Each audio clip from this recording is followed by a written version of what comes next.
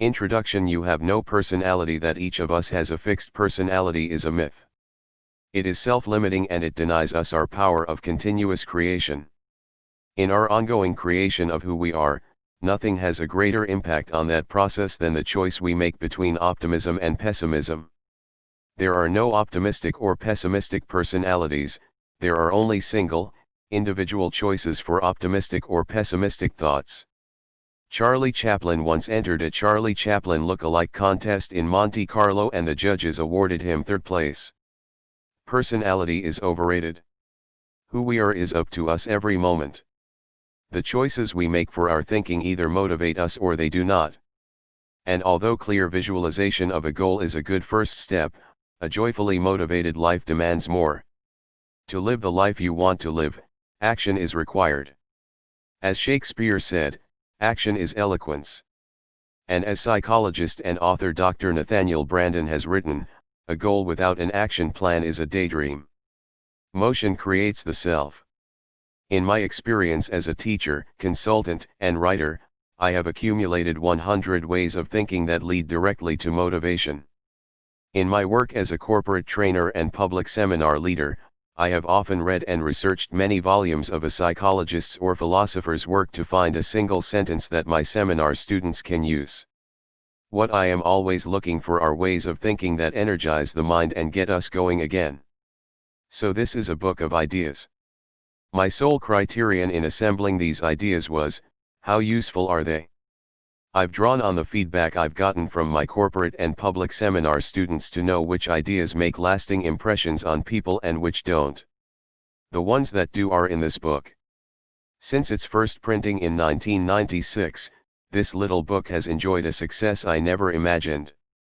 During its first 5 years of sales that have continued to be strong every year, knock on wood, we have seen the emergence of the internet as the world's primary source of information. People have not only been buying this book on the internet, but they've been posting their reviews. What's wonderful about internet bookstores is that they feature reviews by regular people, not just professional journalists who need to be witty, cynical, and clever to survive. One such reviewer of 100 Ways in its original edition was Bubba Spencer from Tennessee. He wrote, "Not a real in-depth book with many complicated theories about how to improve your life. Mostly, just good tips to increase your motivation. A should read if you want to improve any part of your life." Bubba gave this book 5 stars, and I am more grateful to him than to any professional reviewer.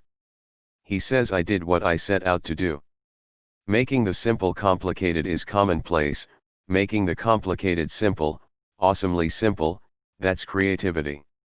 Charles Mingus, legendary jazz musician. 100 Ways 1.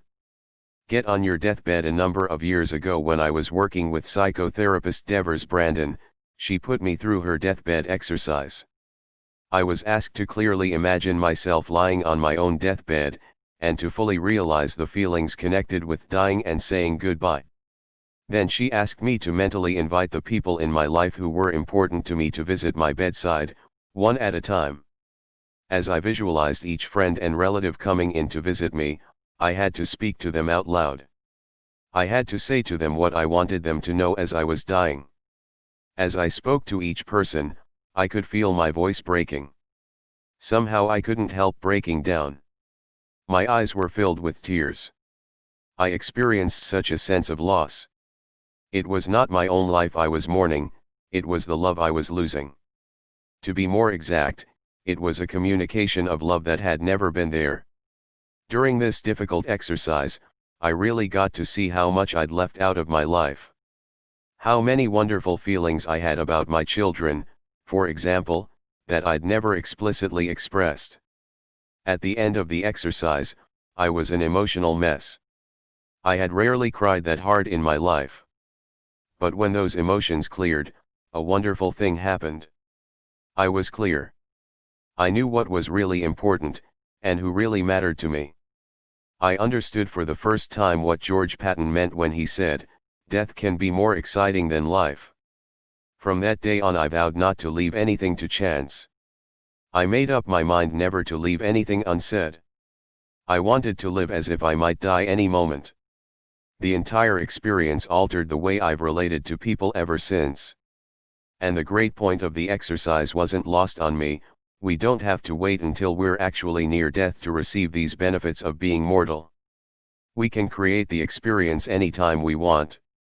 A few years later, when my mother lay dying in a hospital in Tucson, I rushed to her side to hold her hand and repeat to her all the love and gratitude I felt for who she had been for me. When she finally died, my grieving was very intense, but very short.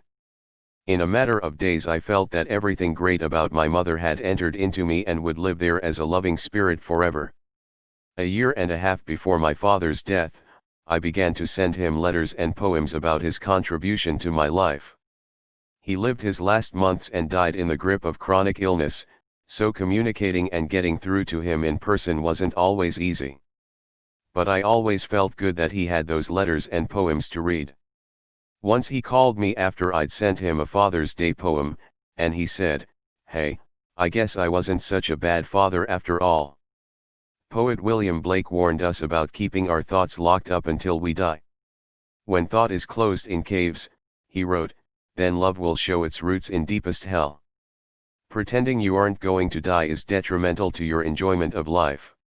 It is detrimental in the same way that it would be detrimental for a basketball player to pretend there was no end to the game he was playing. That player would reduce his intensity, adopt a lazy playing style, and, of course, end up not having any fun at all. Without an end, there is no game. Without being conscious of death, you can't be fully aware of the gift of life. Yet many of us, including myself, keep pretending that our life's game will have no end. We keep planning to do great things someday when we feel like it. We assign our goals and dreams to that imaginary island in the sea that Dennis Waitley calls Someday I'll. We find ourselves saying, someday I'll do this, and someday I'll do that. Confronting our own death doesn't have to wait until we run out of life. In fact, being able to vividly imagine our last hours on our deathbed creates a paradoxical sensation, the feeling of being born all over again, the first step to fearless self-motivation. People living deeply, wrote poet and diarist Anais Nin, have no fear of death. And as Bob Dylan has sung, he who is not busy being born is busy dying. To stay hungry, Arnold Schwarzenegger was not famous yet in 1976 when he and I had lunch together at the Doubletree Inn in Tucson, Arizona. Not one person in the restaurant recognized him. He was in town publicizing the movie Stay Hungry, a box office disappointment he had just made with Jeff Bridges and Sally Field. I was a sports columnist for the Tucson Citizen at the time, and my assignment was to spend a full day, one-on-one, with Arnold and write a feature story about him for our newspaper's Sunday magazine. I, too, had no idea who he was, or who he was going to become. I agreed to spend the day with him because I had to. It was an assignment.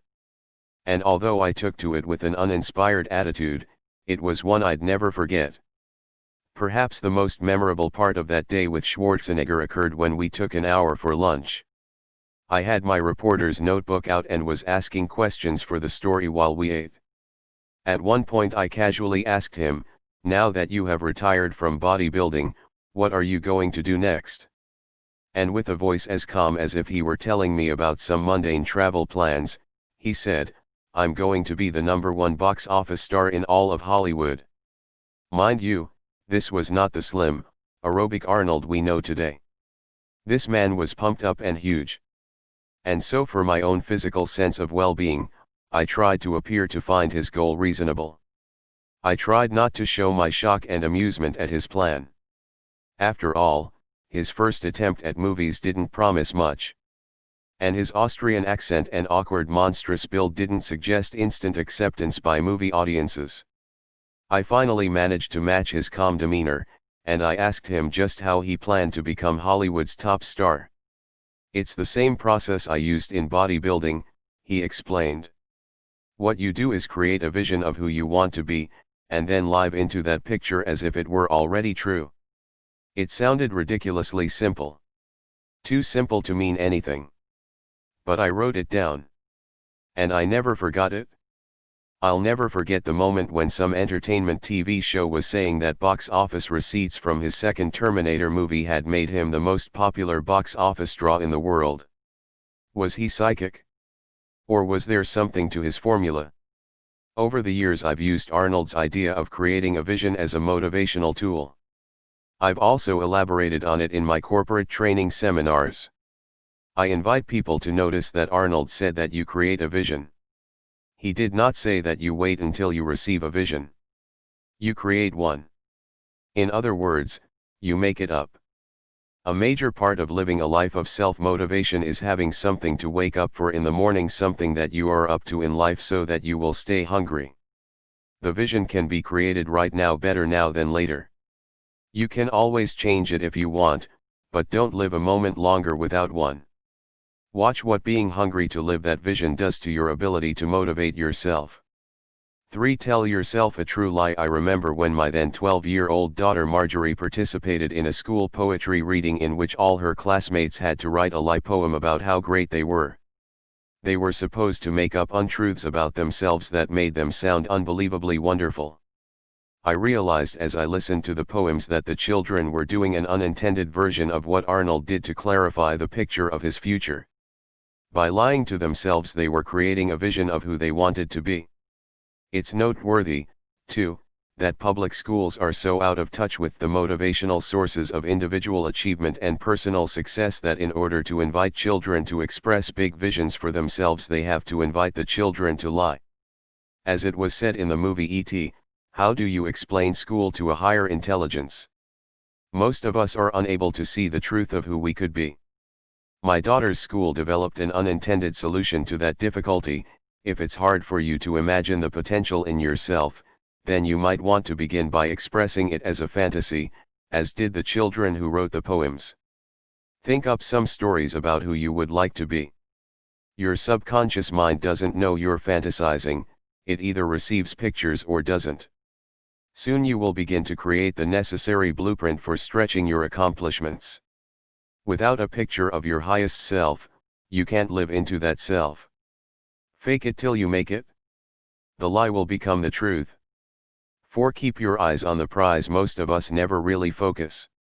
We constantly feel a kind of irritating psychic chaos because we keep trying to think of too many things at once. There's always too much up there on the screen. There was an interesting motivational talk on this subject given by former Dallas Cowboys coach Jimmy Johnson to his football players before the 1993 Super Bowl. I told them that if I laid a 2x4 across the room, everybody there would walk across it and not fall, because our focus would be that we were going to walk that 2x4, but if I put that same 2x4 10 stories high between two buildings, only a few would make it, because the focus would be on falling. Focus is everything. The team that is more focused today is the team that will win this game. Johnson told his team not to be distracted by the crowd, the media, or the possibility of losing, but to focus on each play of the game itself, just as if it were a good practice session. The Cowboys won the game 52-17. There's a point to that story that goes way beyond football. Most of us tend to lose our focus in life because we're perpetually worried about so many negative possibilities. Rather than focusing on the 2x4, we worry about all the ramifications of falling. Rather than focusing on our goals, we are distracted by our worries and fears. But when you focus on what you want, it will come into your life. When you focus on being a happy and motivated person, that is who you will be. 5. Learn to sweat in peace. The harder you are on yourself, the easier life is on you. Or, as they say in the Navy SEALs, the more you sweat in peacetime, the less you bleed in war. My childhood friend Rhett Nichols was the first to show me this principle in action. When we were playing Little League Baseball, we were always troubled by how fast the pitchers threw the ball.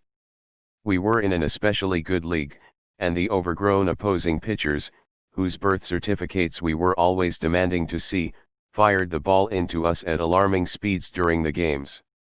We began dreading going up to the plate to hit. It wasn't fun. Batting had become something we just tried to get through without embarrassing ourselves too much. Then Rhett got an idea. What if the pitches we faced in games were slower than the ones we face every day in practice? Rhett asked. That's just the problem, I said. We don't know anybody who can pitch that fast to us. That's why, in the games, it's so hard. The ball looks like an aspirin pill coming in at 200 miles an hour. I know we don't know anyone who can throw a baseball that fast, said Rhett. But what if it wasn't a baseball? I don't know what you mean, I said. Just then Rhett pulled from his pocket a little plastic golf ball with holes in it. The kind our dads used to hit in the backyard for golf practice. Get a bat, Rhett said. I picked up a baseball bat and we walked out to the park near Rhett's house. Rhett went to the pitcher's mound but came in about 3 feet closer than usual. As I stood at the plate, he fired the little golf ball past me as I tried to swing at it. Ha ha! Rhett shouted. That's faster than anybody you'll face in Little League. Let's get going. We then took turns pitching to each other with this bizarre little ball humming in at incredible speeds.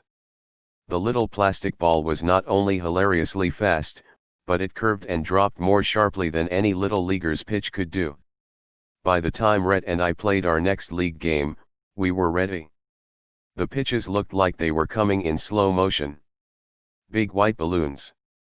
I hit the first and only home run I ever hit after one of Rhett's sessions.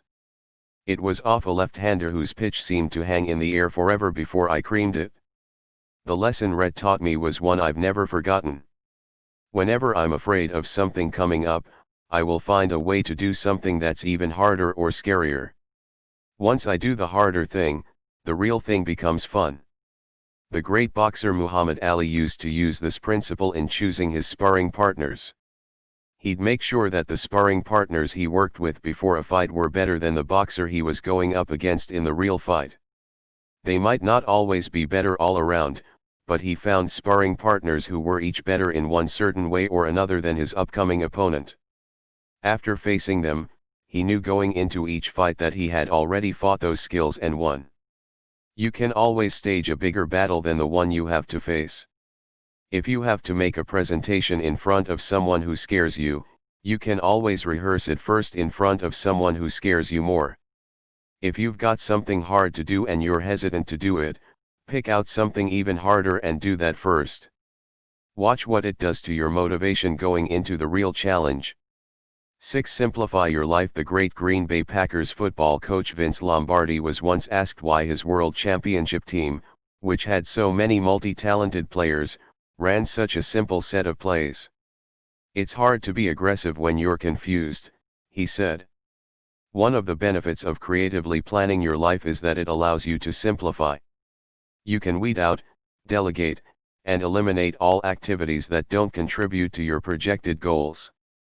Another effective way to simplify your life is to combine your tasks. Combining allows you to achieve 2 or more objectives at once. For example, as I plan my day today, I notice that I need to shop for my family after work. That's a task I can't avoid because we're running out of everything. I also note that one of my goals is to finish reading my daughter Stephanie's book reports. I realize, too, that I've made a decision to spend more time doing things with all my kids, as I've tended lately to just come home and crash at the end of a long day. An aggressive orientation to the day, making each day simpler and stronger than the day before, allows you to look at all of these tasks and small goals and ask yourself, what can I combine?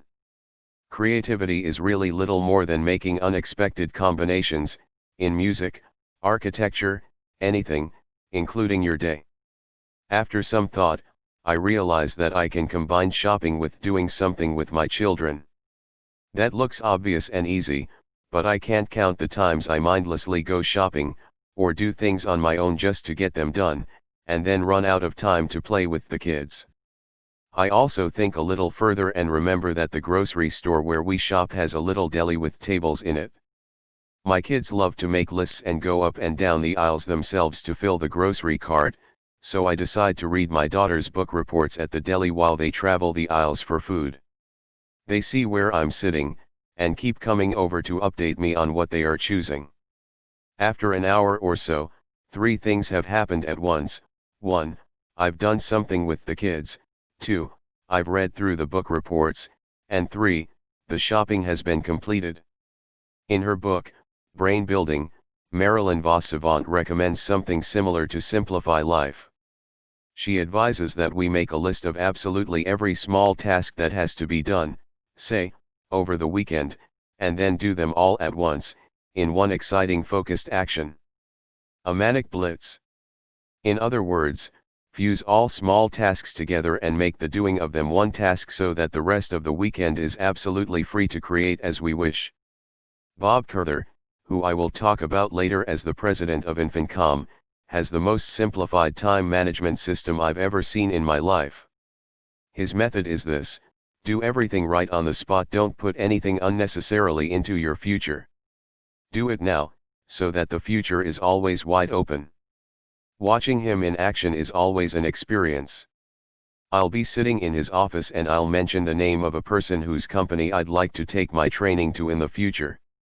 Will you make a note to get in touch with him and let him know I'll be calling? I ask. Make a note, he asks in horror. The next thing I know, before I can say anything, Bob's wheeling in his chair and dialing the person on the phone.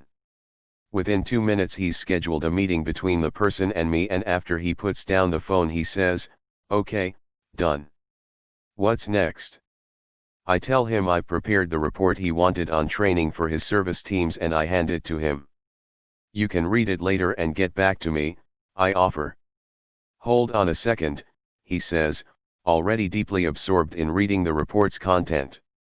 After 10 minutes or so, during which time he's read much of what interests him aloud, the report has been digested, discussed, and filed.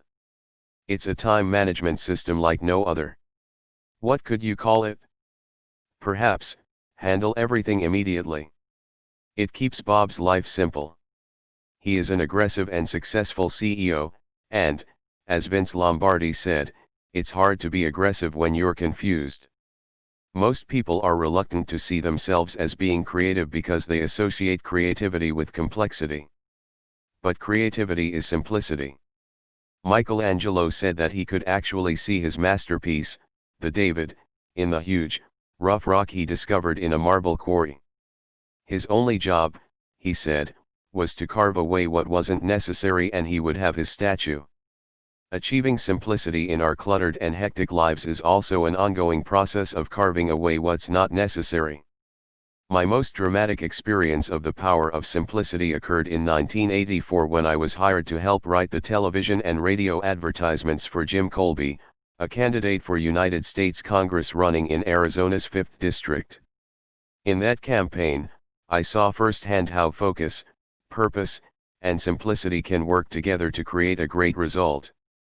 Based on prior political history, Colby had about a 3% chance of winning the election. His opponent was a popular incumbent congressman, during a time when incumbents were almost never defeated by challengers. In addition, Colby was a Republican in a largely Democratic district. And the final strike against him was that he had tried once before to defeat this same man, Jim McNulty, and had lost. The voters had already spoken on the issue. Colby himself supplied the campaign with its sense of purpose.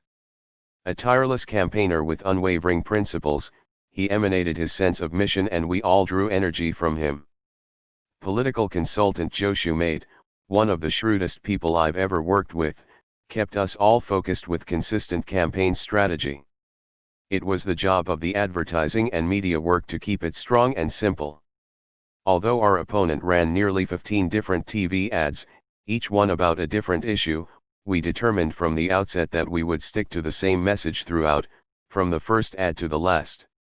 We basically ran the same ad over and over. We knew that although the district was largely Democratic, our polling showed that philosophically it was more conservative. Colby himself was conservative, so his views coincided with the voters better than our opponents did, although the voters weren't yet aware of it. By having each of our ads focused on our simple theme, who better represents you, we gained rapidly in the polls as election night neared. The night-long celebration of Jim Colby's upset victory brought a huge message home to me: the simpler you keep it, the stronger it gets. Colby won a close victory that night, but he remains in Congress today, more than 10 years later, and his victory margins are now huge. He has never complicated his message, and he has kept his politics strong and simple, even when it looked unpopular to do so. It's hard to stay motivated when you're confused. When you simplify your life, it gathers focus. The more you can focus your life, the more motivated it gets. 7. Look for the lost gold. When I am happy, I see the happiness in others. When I am compassionate, I see the compassion in other people. When I am full of energy and hope, I see opportunities all around me. But when I am angry, I see other people as unnecessarily testy. When I am depressed, I notice that people's eyes look sad. When I am weary, I see the world as boring and unattractive. Who I am is what I see. If I drive into Phoenix and complain, "What a crowded, smog-ridden mess this place is," I am really expressing what a crowded, smog-ridden mess I am at that moment. If I had been feeling motivated that day, and full of hope and happiness, I could just as easily have said, while driving into Phoenix, "Wow, what a thriving, energetic metropolis this is." Again, I would have been describing my inner landscape, not Phoenix's. Our self-motivation suffers most from how we choose to see the circumstances in our lives. That's because we don't see things as they are, we see things as we are.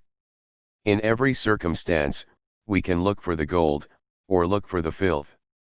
And what we look for, we find. The best starting point for self-motivation is in what we choose to look for in what we see around us.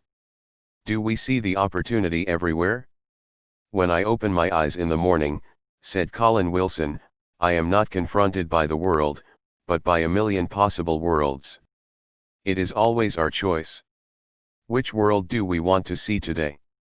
Opportunity is life's gold. It's all you need to be happy. It's the fertile field in which you grow as a person. And opportunities are like those subatomic quantum particles that come into existence only when they are seen by an observer. Your opportunities will multiply when you choose to see them. 8. Push all your own buttons. Have you ever peeked into the cockpit of a large airliner as you boarded a plane? It's an impressive display of buttons, levers, dials, and switches under one big windshield. What if, as you were boarding, you overheard the pilot say to the co-pilot, "Joe, remind me, what does this set of buttons do?" If I heard that, it would make it a rough flight for me. But most of us pilot our own lives that way, without much knowledge of the instruments. We don't take the time to learn where our own buttons are, or what they can do. From now on, make it a personal commitment to notice everything that pushes your buttons. Make a note of everything that inspires you. That's your control panel. Those buttons operate your whole system of personal motivation. Motivation doesn't have to be accidental. For example, you don't have to wait for hours until a certain song comes on the radio that picks up your spirits. You can control what songs you hear. If there are certain songs that always lift you up, make a tape or CD of those songs and have it ready to play in your car. Go through all of your music and create a greatest motivational hits tape for yourself. Use the movies, too. How many times do you leave a movie feeling inspired and ready to take on the world? Whenever that happens, put the name of the movie in a special notebook that you might label the right buttons. 6 months to a year later, you can rent the movie and get the same inspired feeling. Most movies that inspire us are even better the second time around. You have much more control over your environment than you realize. You can begin programming yourself consciously to be more and more focused and motivated. Get to know your control panel and learn how to push your own buttons. The more you know about how you operate, the easier it will be to motivate yourself. 9. Build a track record. It's not what we do that makes us tired, it's what we don't do. The tasks we don't complete cause the most fatigue. I was giving a motivational seminar to a utility company recently, and during one of the breaks a small man who looked to be in his 60s came up to me. "My problem," he said, "is that I never seem to finish anything.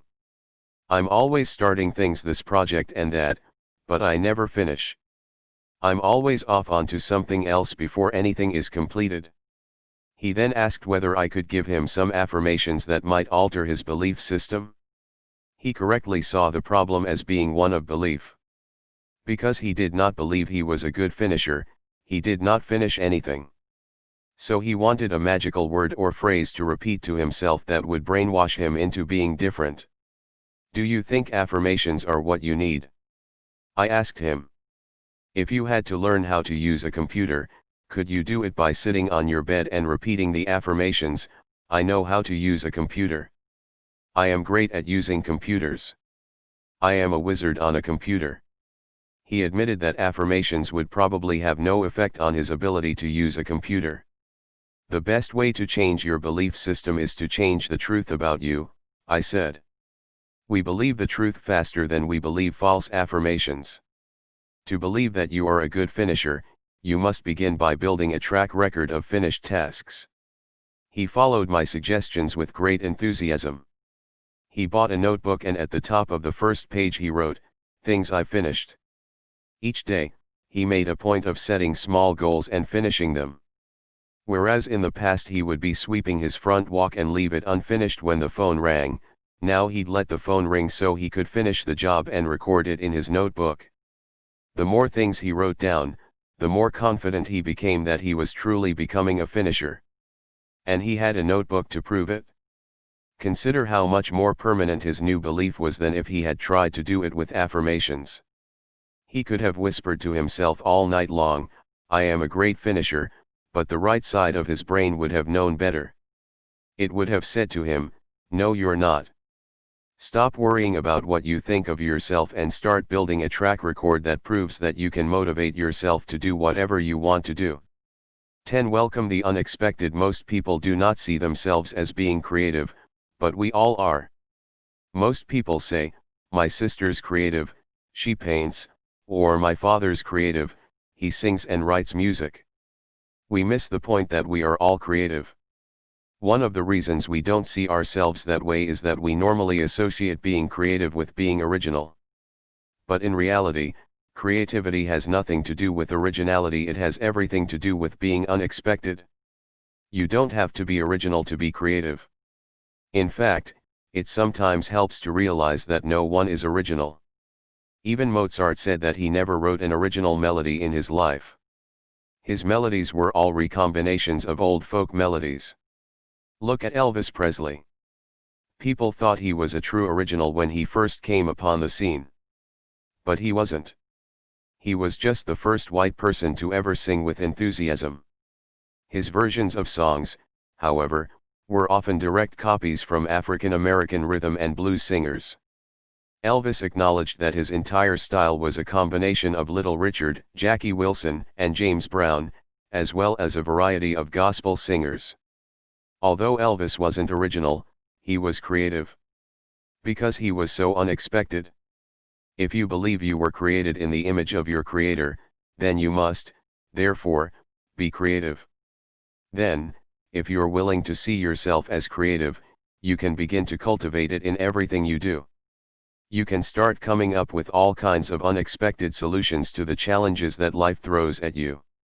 11. Find your master key. I used to have the feeling that everyone else in life had at one time or another been issued instruction books on how to make life work. And I, for some reason, wasn't there when they passed them out. I felt a little like the Spanish poet César Vallejo, who wrote, "Well, on the day I was born, God was sick." Still struggling in my mid-30s with a pessimistic outlook and no sense of purpose, I voiced my frustration once to a friend of mine, Dr. Mike Killebrew, who recommended a book to me.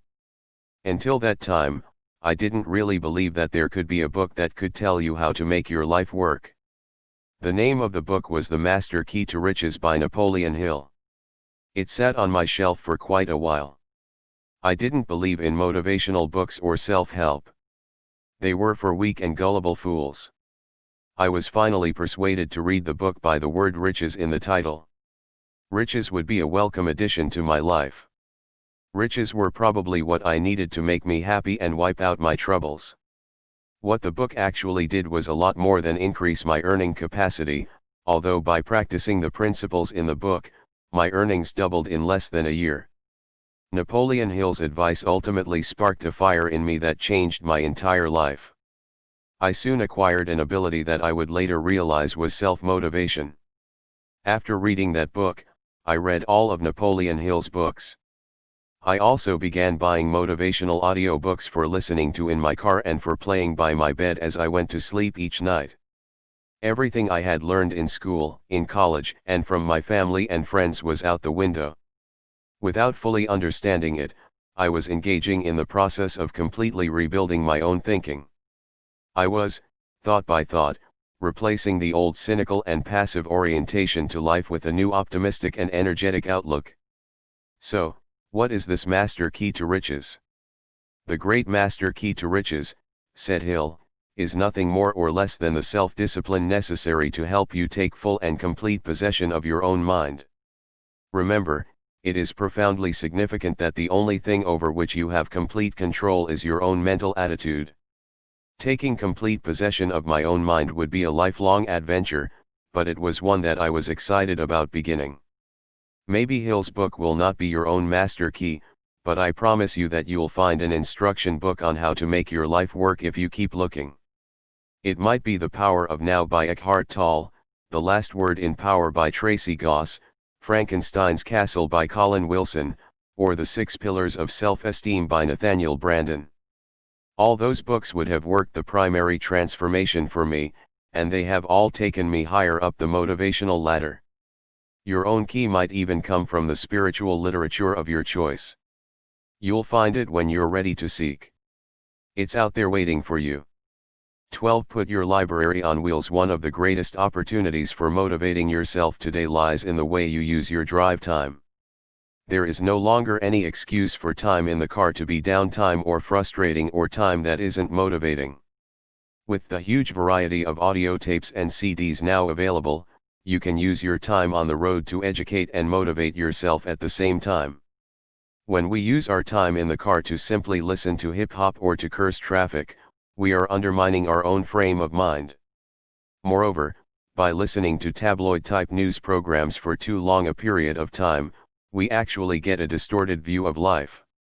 News programs today have one goal: to shock or sadden the listener. The most vulgar and horrific stories around the state and nation are searched for and found. I experienced this firsthand when I worked for a daily newspaper.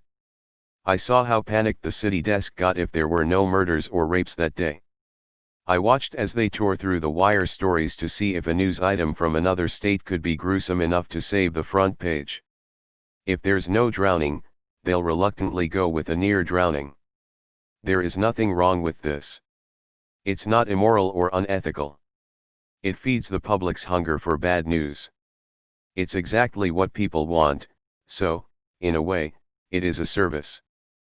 But it reaches its most damaging proportions when the average listener to a car radio believes that all this bad news is a true and fair reflection of what's happening in the world.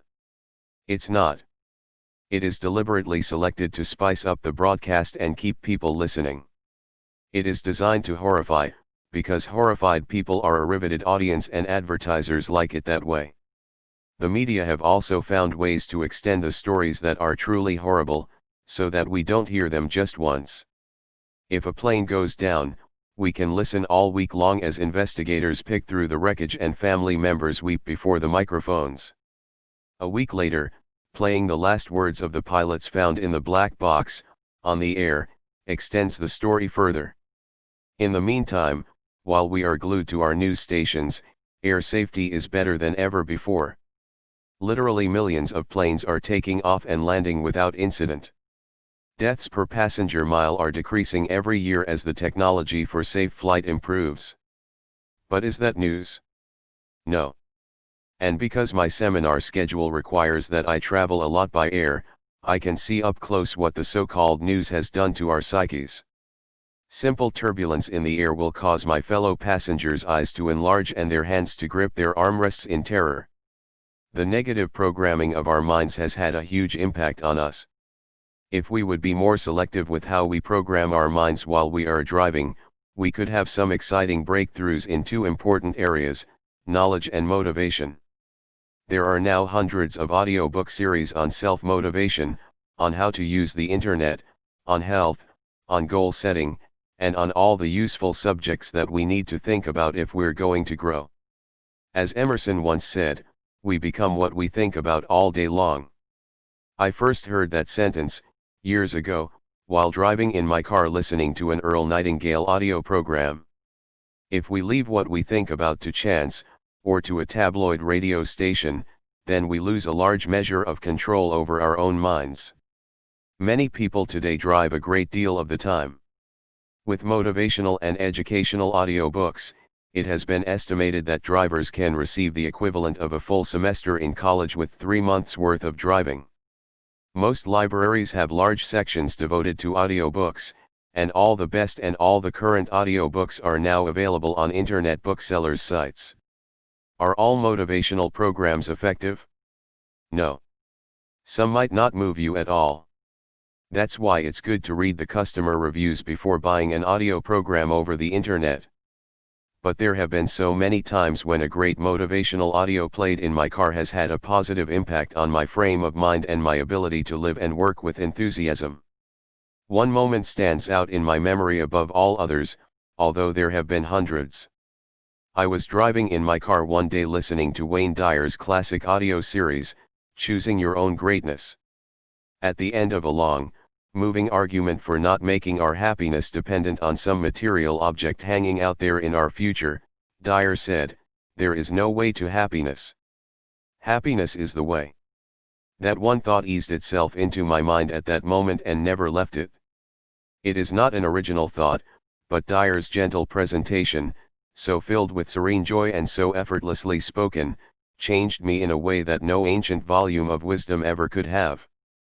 That's one of the powers of the audiobook form of learning, it simulates an extremely intimate one-on-one experience. Wayne Dyer, Marianne Williamson, Caroline Myss, Barbara Scher, Tom Peters, Nathaniel Brandon, Earl Nightingale, Alan Watts, and Anthony Robbins are just a few motivators whose tapes have changed my life. You'll find your own favorites. You don't have to find time to go read at the library. Forget the library. You are already driving in one. 13. Definitely plan your work. Some of us may think we're too depressed right now to start on a new course of personal motivation. Or we're too angry. Or we're too upset about certain problems. But Napoleon Hill insisted that that's the perfect time to learn one of life's most unusual rules.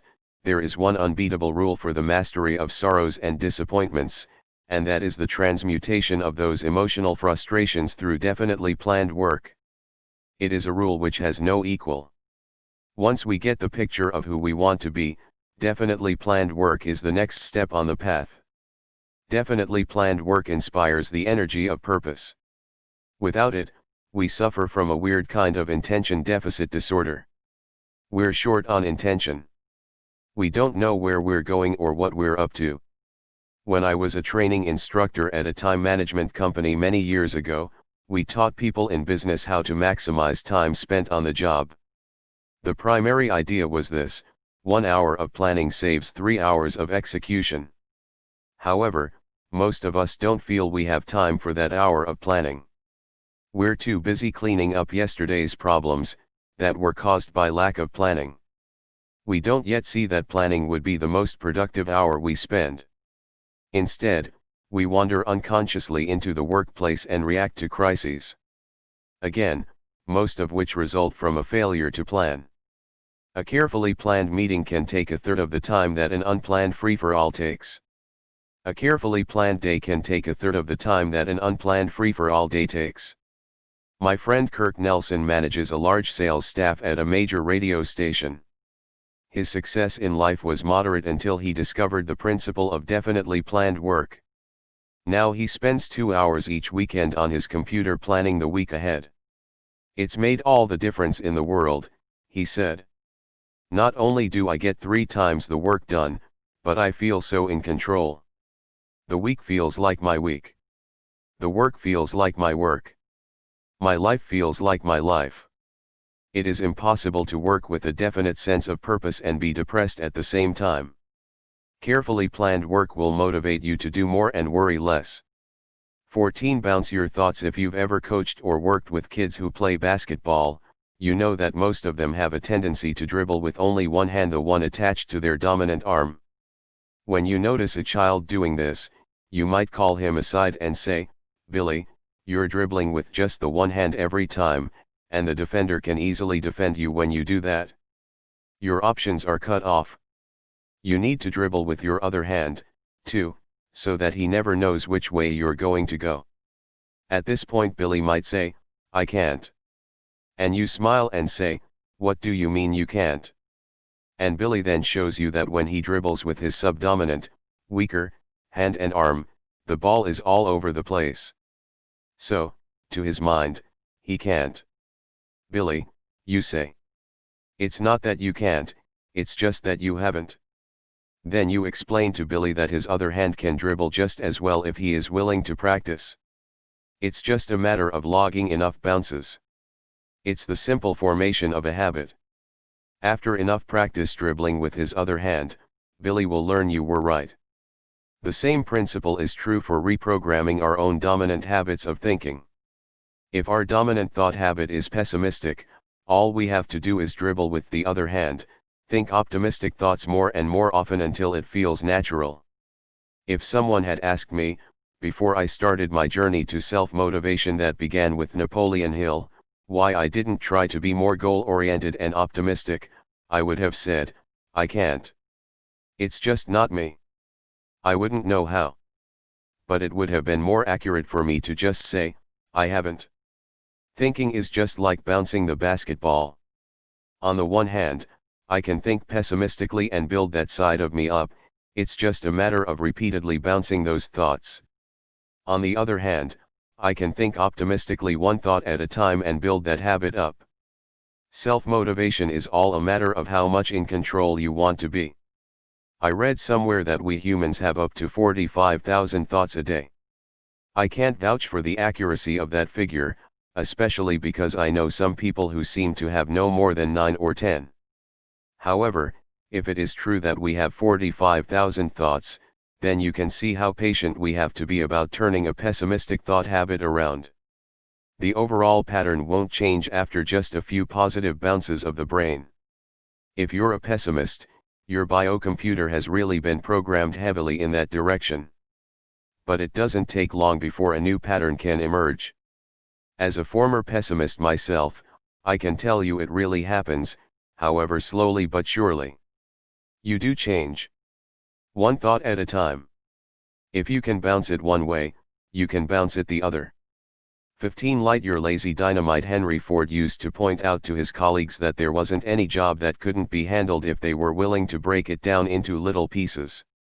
And when you've broken a job down, remember to allow yourself some slow motion in beginning the first piece.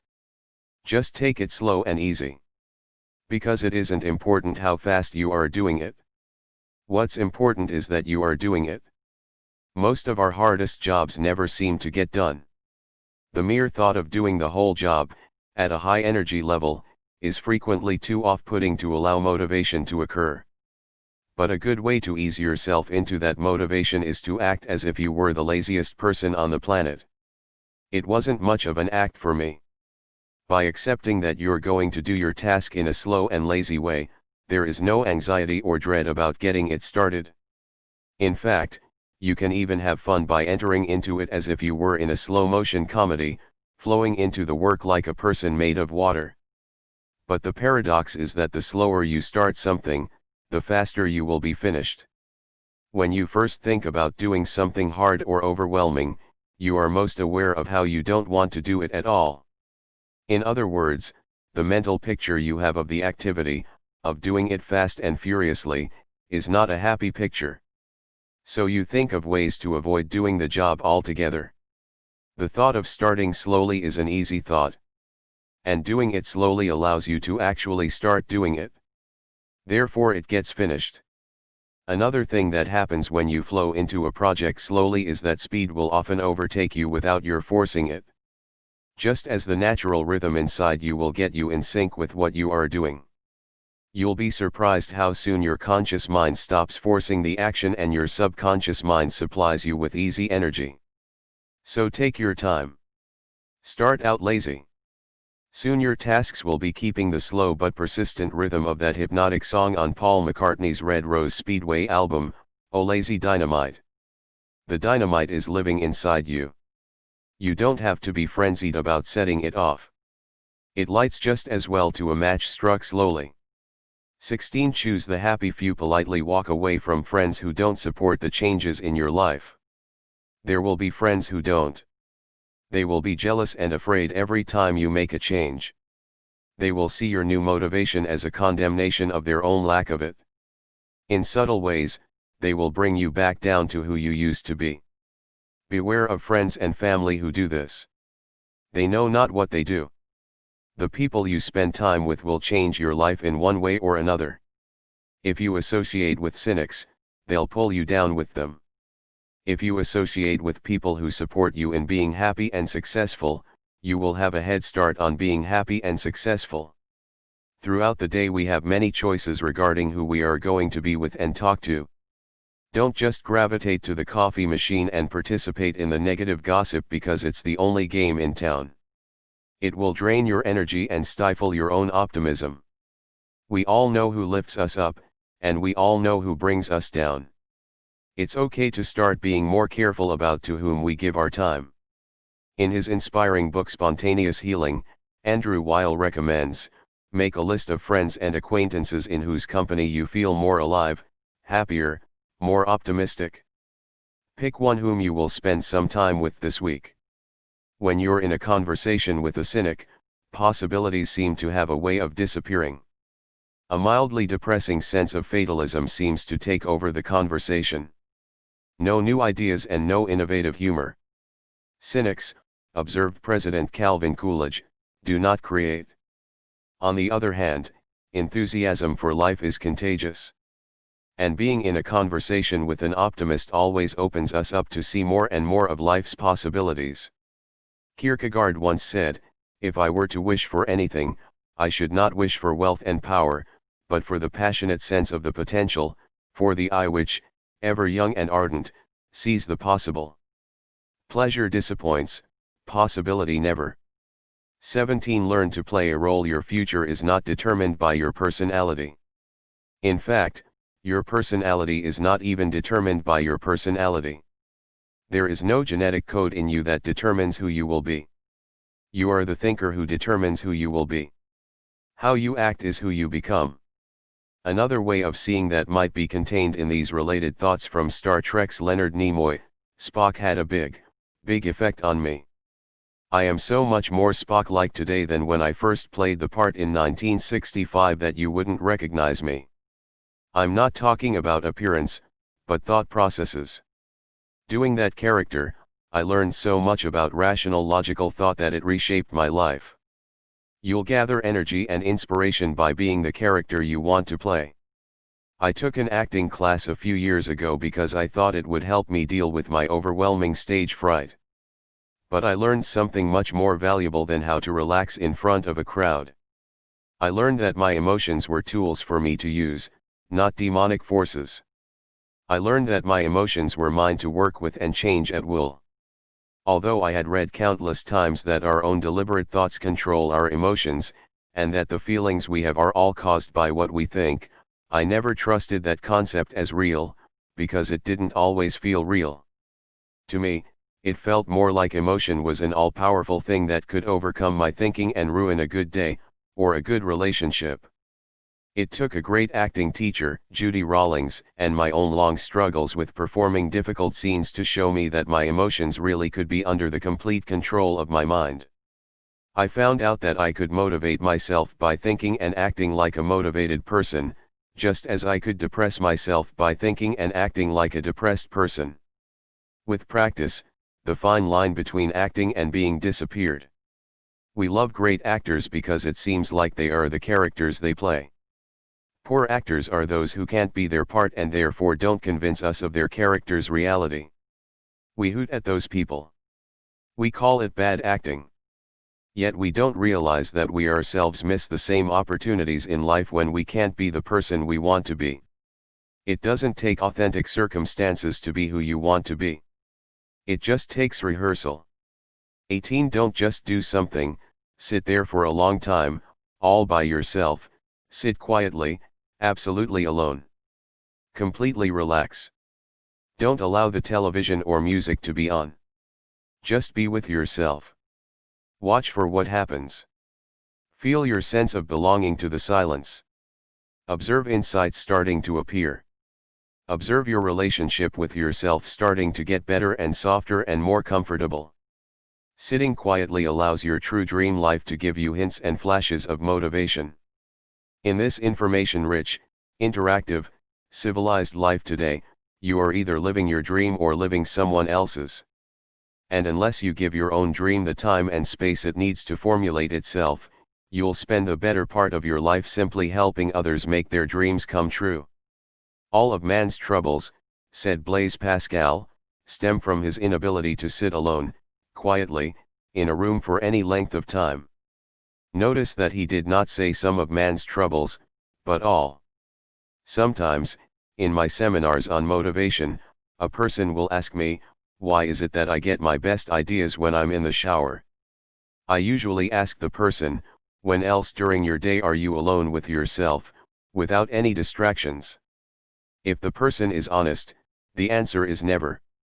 Great ideas come to us in the shower when it's the only time in the day when we're completely alone. No television, no movies, no traffic, no radio, no family, no talkative pets, nothing to distract our mind from conversing with itself. Thinking, said Plato, is the soul talking to itself. People worry they will die of boredom or fear if they are alone for any length of time. Other people have become so distraction addicted that they would consider sitting alone by themselves like being in a sensory deprivation tank. The truth is that the only real motivation we ever experience is self-motivation that comes from within. And being alone with ourselves will always give us motivating ideas if we stay with the process long enough. The best way to truly understand the world is to remove yourself from it. Psychic entropy, the seesaw mood swing between boredom and anxiety, occurs when you allow yourself to become confused by massive input. By being perpetually busy, glued to your cell phone, out in the world all day with no time to reflect, you will guarantee yourself an eventual overwhelming sense of confusion. The cure is simple and painless. The process is uncomplicated. You do not need to leave your room, said Franz Kafka. Remain sitting at your table and listen. Do not even listen. Simply wait. Do not even wait. Be quite still and solitary. The world will freely offer itself to you to be unmasked. It has no choice, it will roll in ecstasy at your feet. In other words, don't just do something, sit there. 19. Use your brain chemicals. There are drugs that you can use to motivate yourself with, and I'm not talking about amphetamine or crack, a deadly form of child's play. Instead, you can get into those energizing chemicals in your system that get activated when you laugh, or sing, or dance, or run, or hug someone. When you're having fun, your body chemistry changes and you get new biochemical surges of motivation and energy. And there isn't anything you do that can't be transformed into something interesting and uplifting. Viktor Frankl has written startling accounts of his life in the Nazi concentration camps, and how some prisoners created new universes unto themselves inside their own minds. It might sound absurd, but truly imaginative people can access their inner chemical creativity in the loneliness of a prison cell. Don't keep trying to go outside yourself searching for something that's fun. It's not out there anywhere. It's inside. The opportunity for fun is in your own energy system, your synergy of heart and mind. That's where you'll find it. Pro Football Hall of Famer Fran Tarkenton recommends looking at any task you do as fun. If it's not fun, he says, you're not doing it right. People who get high on marijuana often find they can laugh at anything. The problem with them is that they think this kind of fun is inherent in the marijuana. It's not. The capacity for fun was already there inside of them. The marijuana just artificially opened them up to it. But the physical and psychological price paid for such a drugged opening is not worth the high. I wish I didn't know this firsthand, but I do. The price drug users pay is this: their self-esteem suffers because they didn't create the fun they had. They thought the drugs did it for them. So they keep shrinking, the more they use, into greater paranoia and self-disgust. Soon they're using the drug just to feel normal. William Burroughs, a former drug addict and author of Naked Lunch, discovered something that was very interesting and bitterly amusing to him after finally recovering from his addictions. There isn't any feeling you can get on drugs, he said, that you can't get without drugs. Make a commitment to yourself to find the natural highs you need to stay motivated. Start by finding out what it does to your mood and energy to laugh, to sing, to dance, to walk, to run, to hug someone, or to get something done. Then support your experiments by telling yourself that you're not interested in doing anything that isn't fun. If you can't immediately see the fun in something, find a way to create it. Once you have made a task fun, you have solved the problem of self-motivation. 20. Leave high school forever. Most of us feel like we've been left stranded in high school forever. Like something happened there that we've never shaken off. Before high school, in our earlier and more carefree childhoods, we were creative dreamers filled with a boundless sense of energy and wonder. But in high school something got turned around. For the first time in our lives, we began fearing what other people were thinking of us. All of a sudden our mission in life became not to be embarrassed. We were afraid to look bad, and so we made it a point not to take risks. I'll never forget something that happened to my friend, Richard Schwartz, in high school. He is now a respected photographer, and I won't need to ask his permission to tell this story about him. Richard and I were walking home from school one day and all of a sudden he stopped in his tracks, his face frozen with horror. I looked at him and asked what was wrong. I thought he was about to suffer some kind of seizure. He then pointed down at his pants and wordlessly showed me where his belt had missed a loop. I spent the whole day like this, he finally said. It was impossible for him to measure what everybody thought of him as they passed him in the halls, perhaps seeing the belt had missed a loop. The damage to his reputation was probably beyond repair. That was high school. Today when I give my seminars on motivation, I love the periods when I take questions from the audience. But many times I can see the painfully adolescent looks of self-consciousness on people's faces when they ponder the risk of asking a question in front of the group. This habit of worrying more about what others think of our thoughts than we do about our own thinking usually begins in high school, but it can last a lifetime. It is time to be aware of what we're doing and, once again, leave high school. It's time to reach back to those pre-high school days of innocent creativity and social fearlessness, and draw on that former self. By the way, I finally came up with a way to deal with the moments of silence that fill a seminar room when I ask for questions. I go to the board and make 5 circles. Then I tell the audience that I used to say in my classes, if there are no questions at this point, we'll take a break.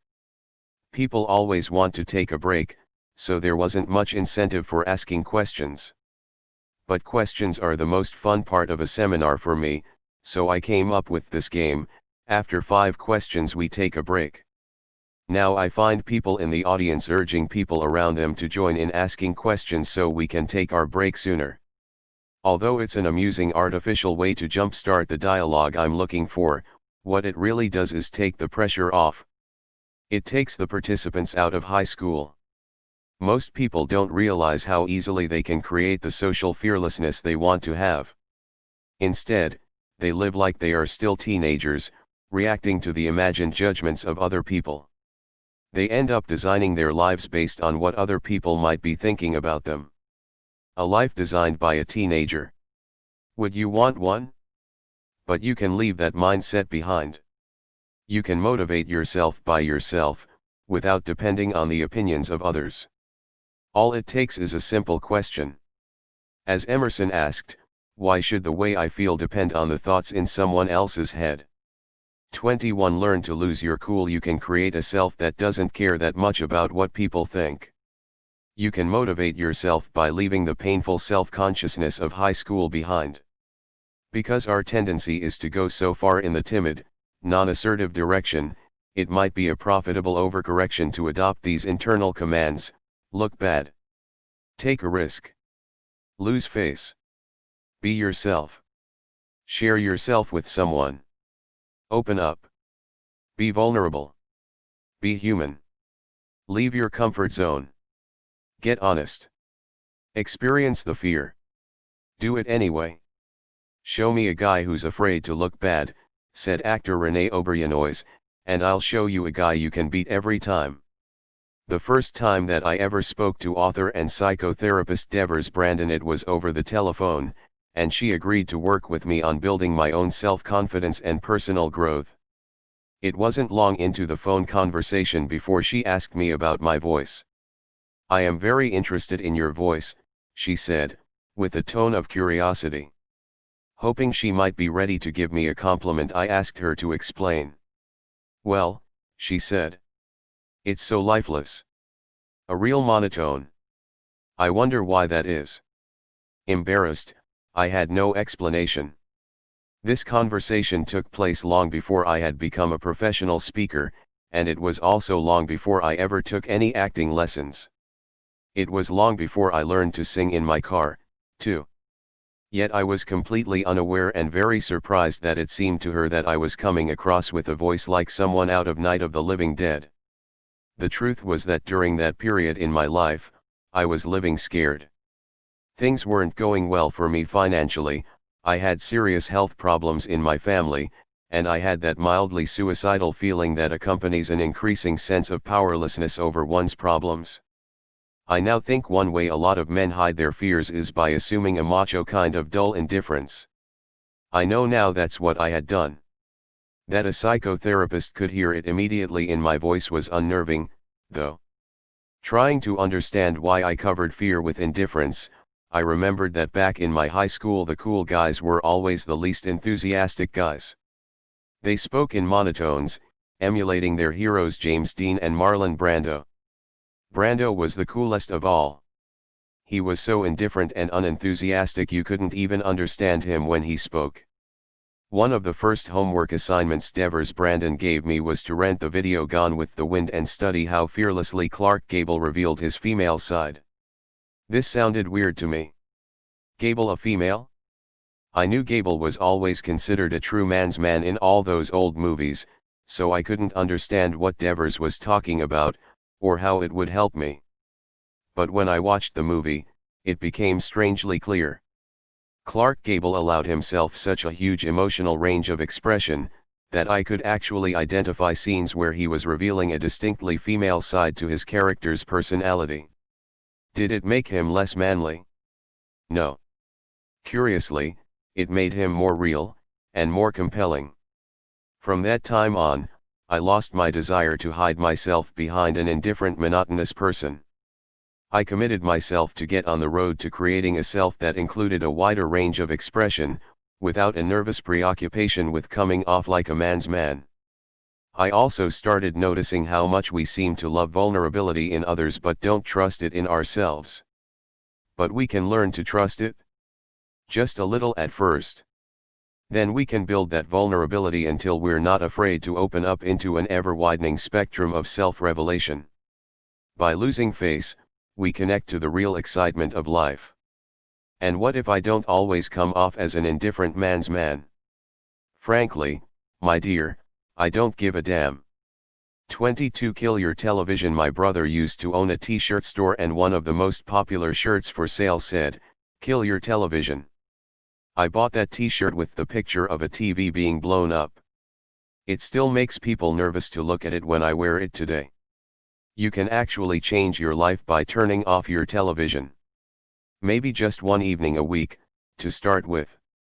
What would happen if you stopped trying to find life in other people's shows and let your own life become the show you got hooked on? Cutting down on television is sometimes terrifying to the electronically addicted, but don't be afraid. You can detox slowly. If you're watching too much television and you know it, you might find it useful to ask this one question: which side of the glass do I want to live on? When you are watching television, you are watching other people do what they love doing for a living. Those people are on the smart side of the glass, because they are having fun, and you are passively watching them have fun. They are getting money, and you are not. There's nothing wrong with occasionally watching other people do what they love doing. But the average household now does this for 7 hours a day. Are they living on the side of the glass that will advance their lives? Big advertisers hope not. Here's a good test for you to determine if television motivates you more than books do. Try to remember what you watched on television a month ago. Think hard. What effect are those shows having on the inspired side of your brain? Now think about the book that you read a month ago. Or even the e-zine you read last week. Which made a more valuable and lasting impression? Which form of entertainment better leads you in the direction of self-motivation? Today the growing fascination with going online is an improvement over television, especially if you interact. Communicating inside thoughtful chat rooms and sending and receiving email both grow the brain. Television does the opposite. Groucho Marx once said he found television very educational. Every time someone turns it on, he said, I go in the other room to read a book. 23. Break out of your soul cage. Our society encourages us to seek comfort. Most products and services advertised day and night are designed to make us more comfortable and less challenged. And yet, only challenge causes growth. Only challenge will test our skills and make us better.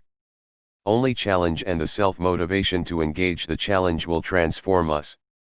Every challenge we face is an opportunity to create a more skillful self. So it is up to you to constantly look for challenges to motivate yourself with. And it's up to you to notice when you're buried alive in a comfort zone. It's up to you to notice when you are spending your life, in the image of the poet William Olson, like a flower living under the wind. Use your comfort zones to rest in, not to live in. Use them consciously to relax and restore your energy as you mentally prepare for your next challenge. But if you use comfort zones to live in forever, they become what rock singer Sting calls your soul cages. Break free. Fly away. Experience what the philosopher Fichte meant when he said, being free is nothing. Becoming free is heavenly. 24. Run your own plays. Design your own life's game plan. Let the game respond to you rather than the other way around. Be like Bill Walsh, the former head coach of the San Francisco 49ers. Everybody thought he was a kind of eccentric because of how extensively he planned his plays in advance of each game. Most coaches would wait to see how the game unfolded, then respond with plays that reacted to the other team. Not Bill Walsh. Walsh would pace the sidelines with a big sheet of plays that his team was going to run, no matter what. He wanted the other team to respond to him. Walsh won a lot of Super Bowls with his unorthodox proactive approach. But all he did was to act on the crucial difference between creating and reacting. You can create your own plans in advance so that your life will respond to you. If you can hold the thought that at all times your life is either a creation or a reaction, you can continually remind yourself to be creating and planning. Creation and reaction have the same letters in them, exactly, they are anagrams. Perhaps that's why people slip so easily out of one and into the other. Many of us can spend whole days reacting without being aware of it. We wake up reacting to news on the clock radio. Then we react to feelings in our body. Then we start reacting to our spouses or our children. Soon we get in the car and react to traffic, honking the horn and using sign language. Then, at work, we see an email on our computer screen and react to that. We react to stupid customers and insensitive bosses who are intruding on our day. During a break, we react to a waitress at lunch. This habit of reacting can go on all day, every day. We become goalies in the hockey game of life, with pucks flying at us incessantly. It's time to play another position. It's time to fly across the ice with the puck on our own stick ready to shoot at another goal. Robert Fritz, who has written some of the most profound and useful books on the differences between creating and reacting, says, when your life itself becomes the subject matter of the creative process, a very different experience of life opens to you, one in which you are involved with life at its very essence. Plan your day the way Bill Walsh planned his football games. See the tasks ahead as plays you're going to run. You'll feel involved in your life at its very essence, because you'll be encouraging the world to respond to you. If you don't choose to do that, the life you get won't be an accident. As an old Jewish folk saying puts it, a person who does not make a choice makes a choice. 25. Find your inner Einstein. The next time you see a picture of Albert Einstein, realize that that's actually you. See Albert Einstein and say, there I am. Every human has the capacity for some form of genius. You don't have to be good with math or physics to experience genius level in your thinking. To experience Einstein's creative level of thinking, all you have to do is habitually use your imagination. This is a difficult recommendation for adults to follow, though, because adults have become accustomed to using their imaginations for only one thing, worrying. Adults visualize worst-case scenarios all day long. All their energy for visualization is channeled into colorful pictures of what they dread. What they don't comprehend is that worry is a misuse of the imagination. The human imagination was designed for better things. People who use their imaginations to create with often achieve things that worriers never dream of achieving, even if the worriers possess much higher IQs. People who habitually access their imaginations are often hailed by their colleagues as geniuses, as if genius was a genetic characteristic. They would be better understood as people who are practiced at accessing their genius. Recognition of the power of this genius in all of us prompted Napoleon to say, "Imagination rules the world." As a child, you instinctively used your imagination as it was intended. You daydreamed and made stuff up. You were a daydream believer by day, and in your right brain at night you sailed down a river of dreams. If you go back into that state of self-confidence and dream again, you'll be pleasantly surprised at how many innovative and immediate solutions you come up with to your problems. Einstein used to say, "Imagination is more important than knowledge." When I first heard he'd said that, I didn't know what he meant. I always thought additional knowledge was the answer to every difficult problem. I thought if I could just learn a few more important things, then I'd be okay. What I didn't realize was that the very thing I needed to learn was not knowledge, but skill. What I needed to learn was the skill of proactively using my imagination.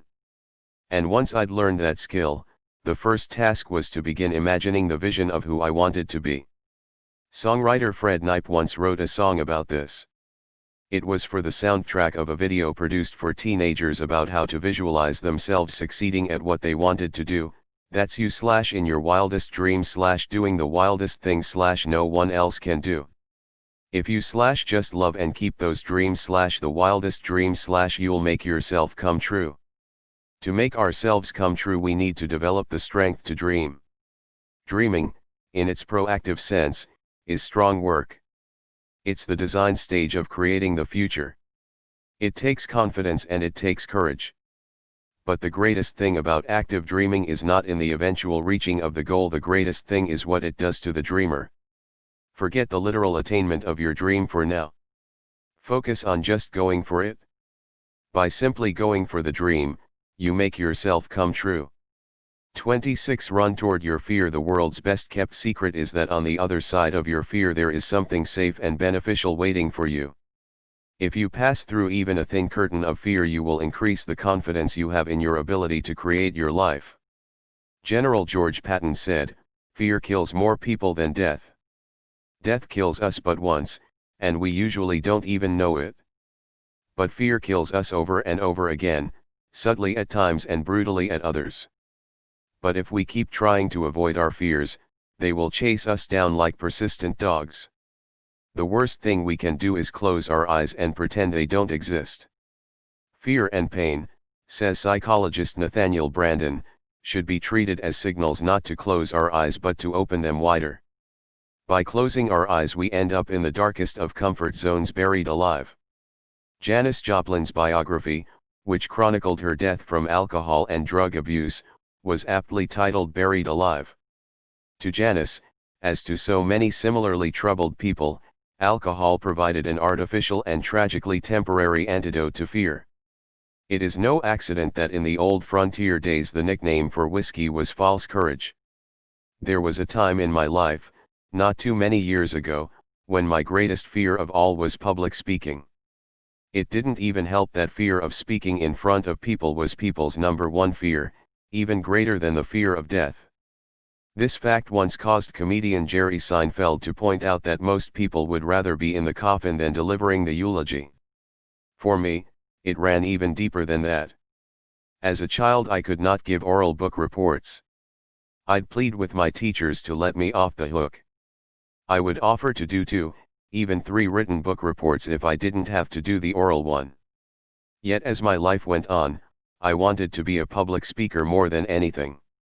My dream was to teach people everywhere to learn the ideas that lead to self-motivation, the ideas that I had learned. But how could I ever do this if stage fright left me frozen with fear? Then one day as I was driving in Phoenix flipping through the radio stations looking for good music, I accidentally happened upon a religious station where a histrionic preacher was yelling, "Run toward your fear. Run right at it." I hastened to change the station, but it was too late. Deep down I knew that I had just heard something I needed to hear. No matter what station I turned to, all I could hear was that madman's words, "Run toward your fear." The next day I still couldn't get it out of my mind, so I called a friend of mine who was an actress. I asked her to help me get into an acting class she had once told me about. I told her I thought I was ready to overcome my fear of performing in front of people. Although I lived in a high state of anxiety the first weeks of that class, there was no other way around my fear. There was no real way to run from it any longer, because the more I ran, the more pervasive it got. I knew I had to turn around and run toward the fear or I would never pass through it. Emerson once said, "The greater part of courage is having done it before," and that soon became true of my speaking in public. Fear of doing it can only be cured by doing it. And soon my confidence was built by doing it again and again. The rush we get after running through the waterfall of fear is the most energizing feeling in the world. If you are ever in an undermotivated mood, find something you fear and do it and watch what happens. 27 Create the way you relate. We can't create our truest selves without creating relationships in the process. Relationships are everywhere. Relationships are everything. There is no end to relationship, said the Indian spiritual leader Krishnamurti. There may be the end of a particular relationship, but relationship can never end. To be is to be related. I have trained many corporations with a 4-part seminar series. The first 3 parts are on self-motivation, and the final part is on relationship building. Sometimes CEOs ask me up front, ahead of the training, if I don't have that ratio out of balance. Shouldn't you have more of it be on relationship building, they ask. After all, team building and customer relations are surely more important than self-motivation. I stand by my ratio. We can't relate to others if our relationship with ourselves is poor. A commitment to personal motivation comes first. Because who wants to have a relationship with someone who is not motivated in any way? When we do get to the 4th part, relationship building, the focus is on creativity. Creativity is the most neglected and yet most useful aspect of relationship building. In relationships most of us think with our emotions rather than our minds. But to think with our feelings instead of our minds puts us in the unresourceful state that Colin Wilson describes as being upside down. When we view relationships as opportunities for creativity, they always get better. When our relationships get better, we are even more motivated. My youngest daughter, Margie, was in 4th grade when a very shy girl in her class accidentally put a large black mark on her own nose with an indelible marker. Many of the kids in the class pointed at her and started to laugh.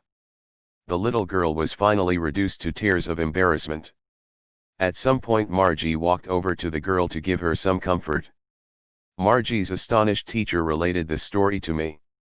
Impulsively, Margie picked up the marker and marked her own nose, and then handed the marker to another classmate and said, "I like my nose this way. What about you?" In a few moments the entire class had black marks on their noses, and the shy girl who was once crying was laughing. At recess, Margie's class all went out on the playground with marked noses, and they were the envy of the school, obviously into something unusual and cool. This story is interesting to me because of how Margie used her creativity and her mind instead of her emotions to solve a problem. She elevated herself up into her mind, where something clever could be done. If she had used her feelings to think with, she might have expressed anger at the class for laughing at the girl, or sadness and depression. Anytime you take a relationship problem up into the mind, you have unlimited opportunities to get creative. Conversely, when you send a relationship problem down the elevator into the lower half of the heart, you risk staying stuck in the problem forever. This doesn't mean that you shouldn't feel anything. Feel everything. Notice your feelings. Just don't think with them. When there's a relationship problem to be solved, travel up your ladder to the most creative you. You'll soon realize that we create the relationships we have in our lives, they don't just happen. We are each of us angels with only one wing, said the Italian artist Luciano da Crescenzo, and we can only fly embracing each other. 28. Try interactive listening. The principle of using interactivity as a creativity builder is not restricted to computer games or chat rooms. Once we become fully conscious of this principle, we can find ways to become more interactive everywhere. We can even make conversations with our family and friends more interactive than they once were. We all have certain business associates or family members that we think of as we do television sets. As they speak to us, we have a feeling that we already know what they're going to say. This lowers our own consciousness level, and a form of mental laziness sets in. Whereas in the past we might have just passively suffered through other people's monologues, we can now begin introducing more interactivity. In the past we might have punctuated our sleepy listening with meaningless words and phrases, such as exactly and there you go, but we weren't truly listening. But that passive approach shortchanges ourselves and the people we are listening to. When we are listened to, wrote Brenda Uland, it creates us, makes us unfold and expand. Ideas actually begin to grow within us and come to life. The more thoughtful our questions get to be, the more interactive the conversations. Look for opportunities for interactivity to motivate yourself to higher levels of experience. 29. Embrace your willpower. I can't tell you how many people have told me that they have no willpower. Do you think the same thing? If you think you have no willpower, you are undermining your own success. Everyone has willpower. To be reading this sentence, you must have willpower. The first step in developing your willpower, therefore, is to accept its existence. You have willpower just as surely as you have life. If someone were to put a large barbell weight on the floor in front of you and ask you to lift it and you knew you could not, you would not say I have no strength. You'd say, I'm not strong enough. Not strong enough is more truthful language, because it implies that you could be strong enough if you worked at it. It also implies that you do have strength. It is the same with willpower. Of course you have willpower. When you accept that little piece of chocolate cake, it is not because you have no willpower. It is only because you choose not to exercise it in that instance. The first step toward building willpower is to celebrate the fact that you've got it. You've got willpower, just like that muscle in your arm. It might not be a very strong muscle, but you do have that muscle. The second step is to know that your willpower, like a muscle in your arm, is yours to develop. You are in charge of making it strong or letting it atrophy. It is not grown by random external circumstances. Willpower is a deliberate volitional process. When I left college to join the Army, one of the reasons I decided to sign up was because I thought it might help teach me to develop my self-discipline. But somehow I had not been aware of the self in self-discipline. I wanted discipline to be given to me by someone else. I found out in boot camp that others do not give willpower and self-discipline. The drill sergeant might have been persuasive and inspiring, or at times terrifying, but he couldn't make me do anything until I decided to do it. Nothing happened until I generated the will to make it happen. Make a promise to yourself to be clear and truthful about your own willpower. It is always there. 30. Perform your little ritual. See yourself as a shaman or medicine man who needs to dance and sing to get the healing started. Make up a ritual that is yours and yours alone, a ritual that will be your own shortcut to self-motivation.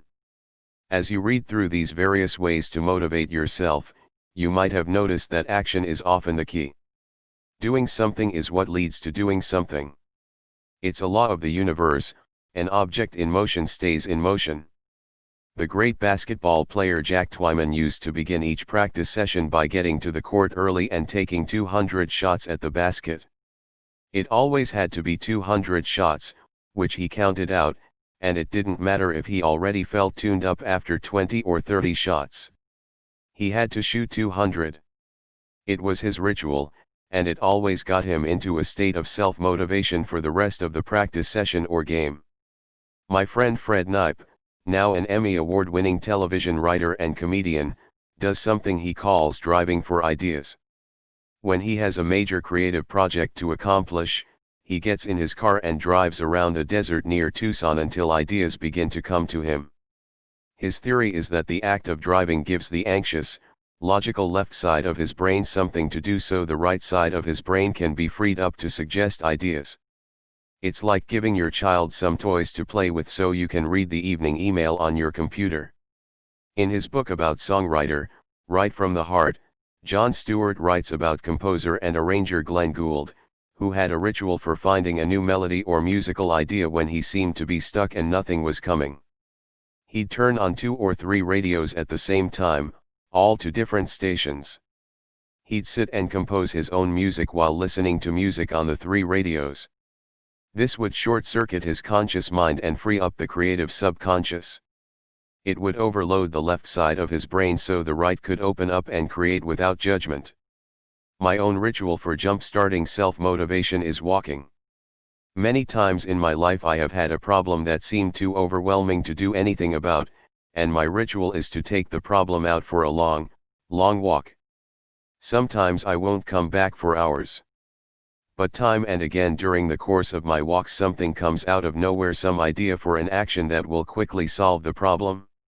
One of the reasons I think this ritual works for me is that a ritual is action. Starting a ritual is taking an action that leads toward finding the solution. The dancing medicine man is already doing something. Make up little rituals for yourself that will act as self-starters. They will have you in action before you feel like getting into action. Rituals always override your built-in hesitation so that you can get yourself motivated in a predictable, controllable way. If you are not a writer or painter or poet, you might be thinking right now that this does not apply to you. But that's what I would call the creative fallacy. In fact, your entire life is yours to create. There are no creative professions that stand apart from others, like an exclusive club. Martin Luther King Jr. used to say, "Be an artist at whatever you do. Even if you are a street sweeper, be the Michelangelo of street sweepers." 31. Find a place to come from. Most people think they'll feel good once they reach some goal. They think happiness is out there somewhere, perhaps not even too far away, but out there all the same. The problem with putting off feeling good about yourself until you hit a certain goal is that it may never happen. And you know all the time you're striving for it that it may never happen. So, by linking your happiness to something you don't have yet, you're denying your power to create happiness for yourself. A lot of people use personal unhappiness as a tool, as proof of their own sincerity and compassion. Yet, as Barry Kaufman points out eloquently into Love is to be happy with, being unhappy is not necessary. You can be happy and also be sincere. You can be happy and also be compassionate. In fact, loving someone while you are unhappy does not show up like love at all. Love, says the great American spiritual teacher, Emmett Fox, acts the part. Songwriter Fred Knipe talked to me recently about how we human beings have learned to use and abuse unhappiness. He said he had made a list for me of the secret reasons why people think they should feel bad. If I feel bad, then that proves I am a good person, he said. Or, if I feel bad, I am responsible. If I feel bad, I'm not hurting anybody. If I feel bad, it means that I care. Maybe if I feel bad, it proves I'm being realistic and aware. If I feel bad, it means I'm working on something. That list gives us powerful motivation to be unhappy. But as Werner Erhard, personal transformation pioneer, has always taught in his well-known seminars, happiness is a place to come from, not to try to go to. I once saw Larry King interviewing Werner Erhard by satellite from Russia, where Erhard was living and working. Erhard had mentioned that he might be moving back to the United States soon, and Larry King asked him if coming home would make him happy. Erhard paused uncomfortably, because in his view of life nothing makes us happy.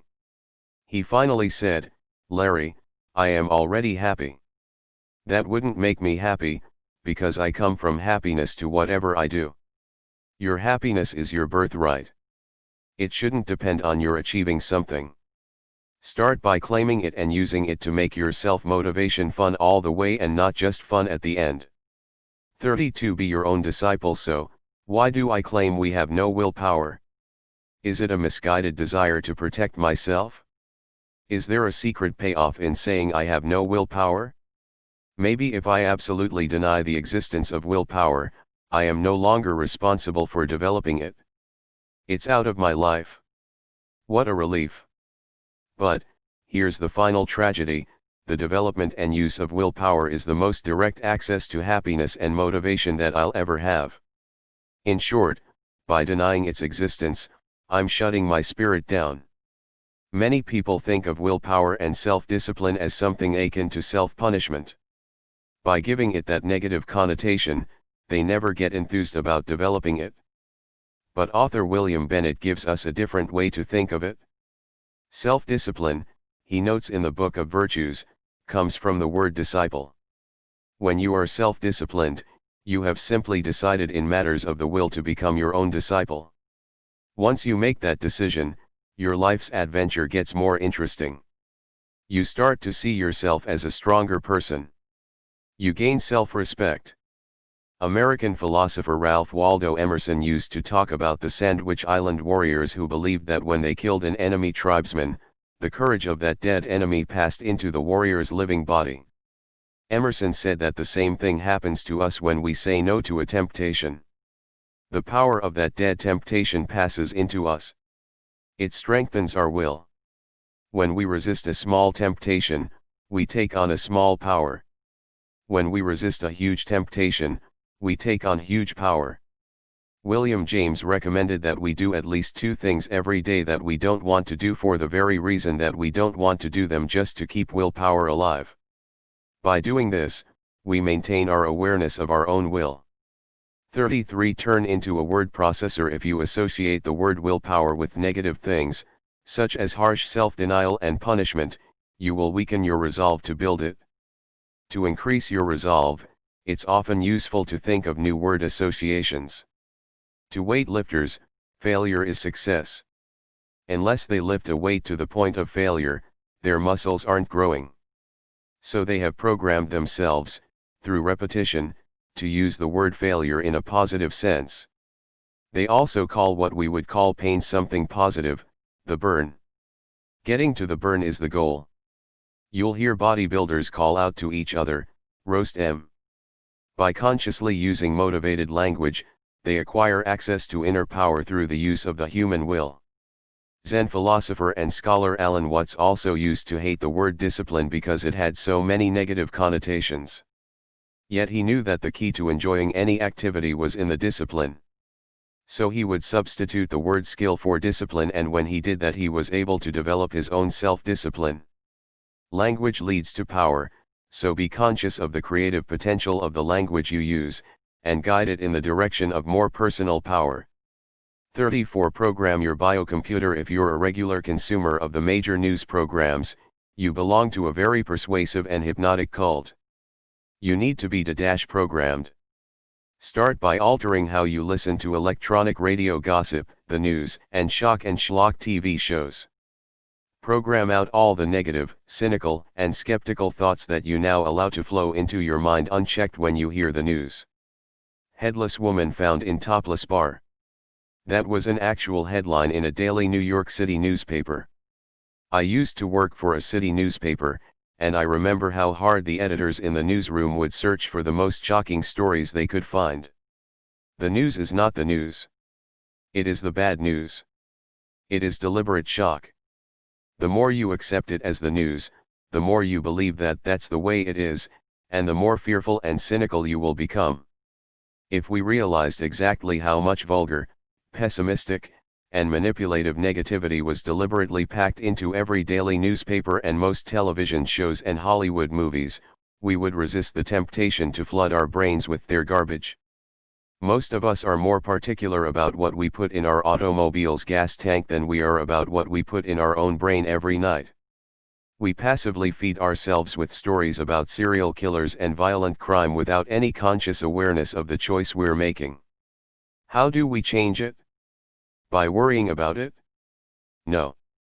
Rather than fretting about crime and apathy and whatever you wish would change in the world, it's often very motivational to heed the words of Gandhi, who said, "You must be the change you wish to see." San Francisco writer and musician Gary Lockman wrote a captivating essay called World Rejection and Criminal Romantics, in which he observed, "It's the Ted Bundys that get television coverage, not the thousands of self-actualizers who work away at self-transformation quietly and anonymously. And it's their influence, not that of the Ted Bundys, that will shape the face of the coming century." Often we don't have an opportunity to skip the media reports of crime and scandal, so it's important that we listen in a way that always programs out the effect. We are pretty good at doing this when we pass the tabloids in the grocery store checkout line. We smile at them even before reading that aliens are living in the White House. We need to take that same attitude toward what passes as serious media.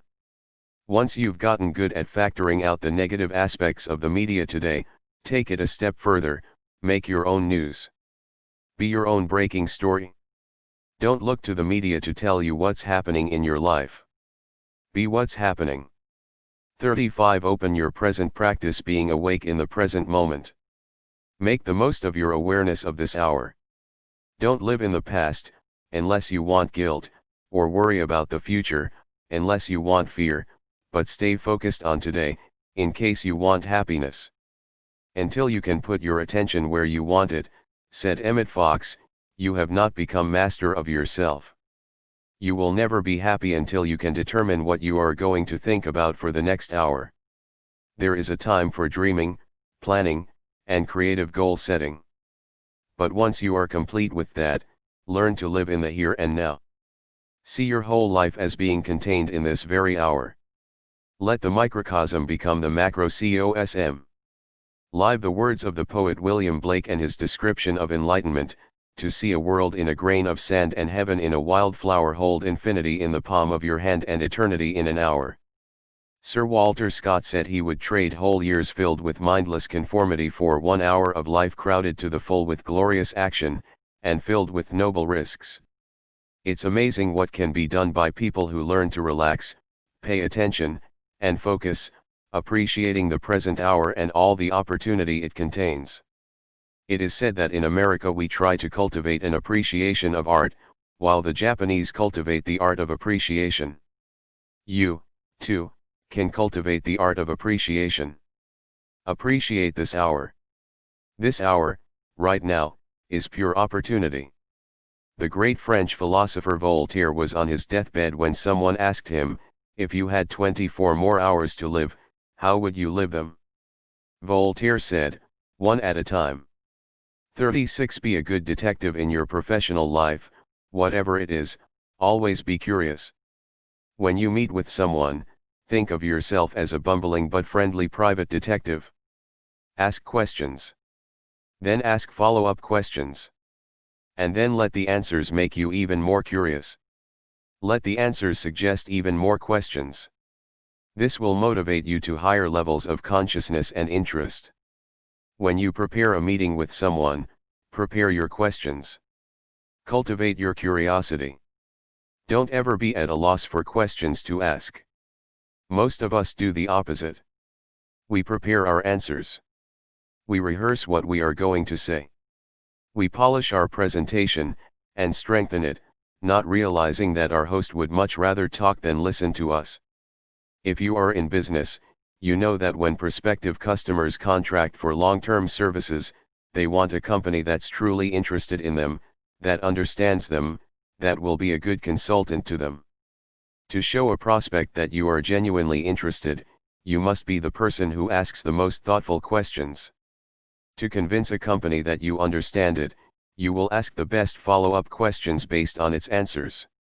To convince a company that you will be a good consultant to them over the course of the contract, you will have outlearned your competitors by the inventiveness and quantity of your questions. Your curiosity will get you the business. But you can't just rely on impulsive, on-the-spot questioning. Being prepared is the secret. Preparing your questions is even more important than preparing the presentation of your services. Indiana's former basketball coach Bobby Knight always said, "The will to win is not as important as the will to prepare to win." This is not only useful in business. If you are about to have an important conversation with your spouse or teenager, it is very useful to prepare your curiosity rather than your presentation. When you prepare your curiosity, you always seem to have one more question to ask before you leave, just like Lieutenant Columbo from the old TV show now showing in reruns on cable. As the character played by Peter Falk, Columbo disarmed his subjects by asking so many seemingly impromptu questions. Like a disorganized but innocently charming child, he would ask about the tiniest things.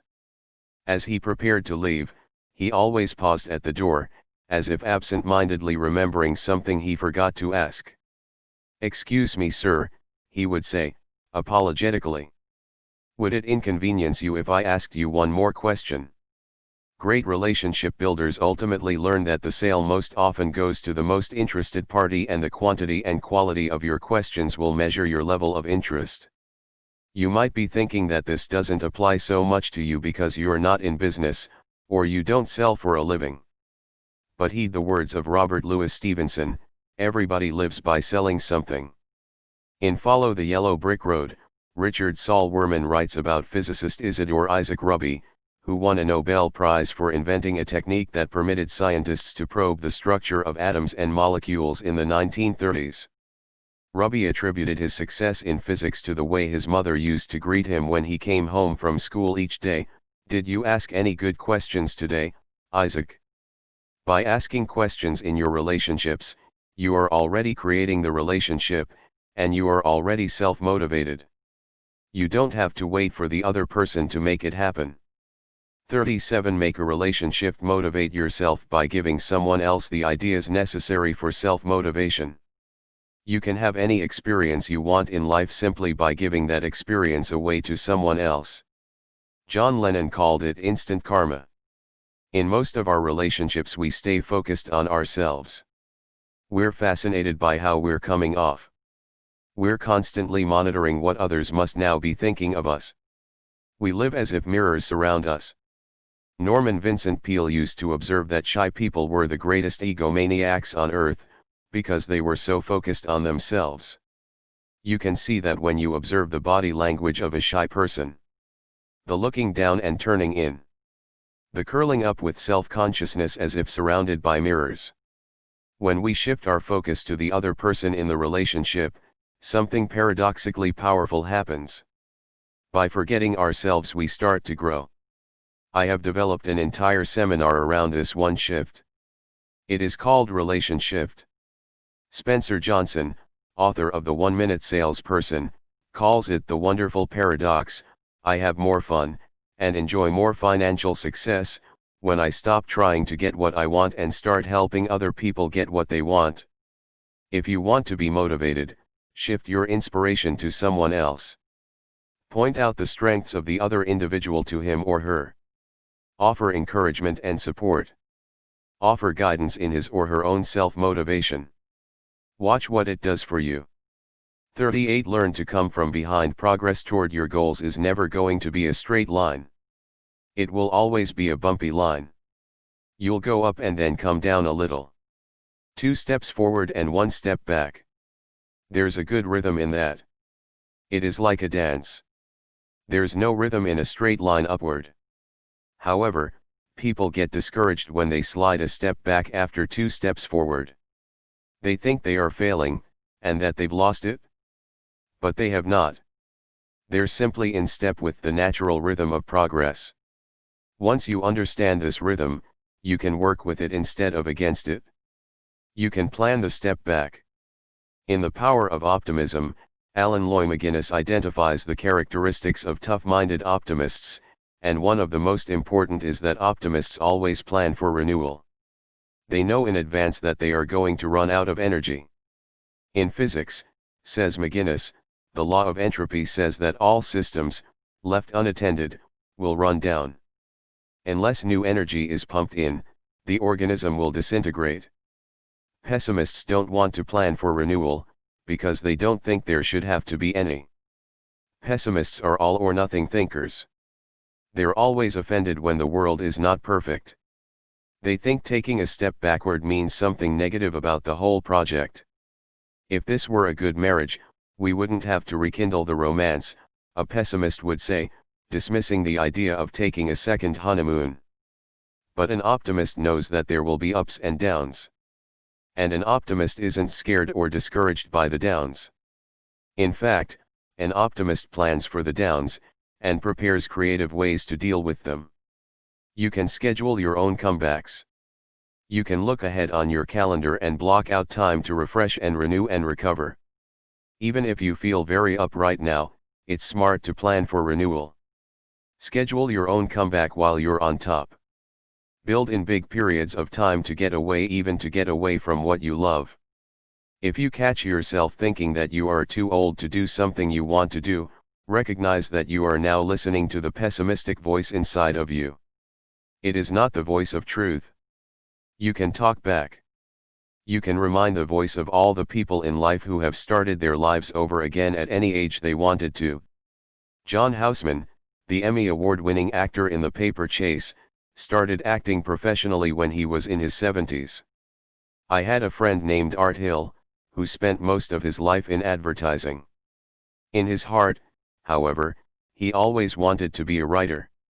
So in his late 50s, he wrote 2 books that got published by a small publishing house in Michigan. Then, when he was 60 years old, Hill had his first national release with I Don't Care If I Never Come Back, a book about baseball published by Simon & Schuster.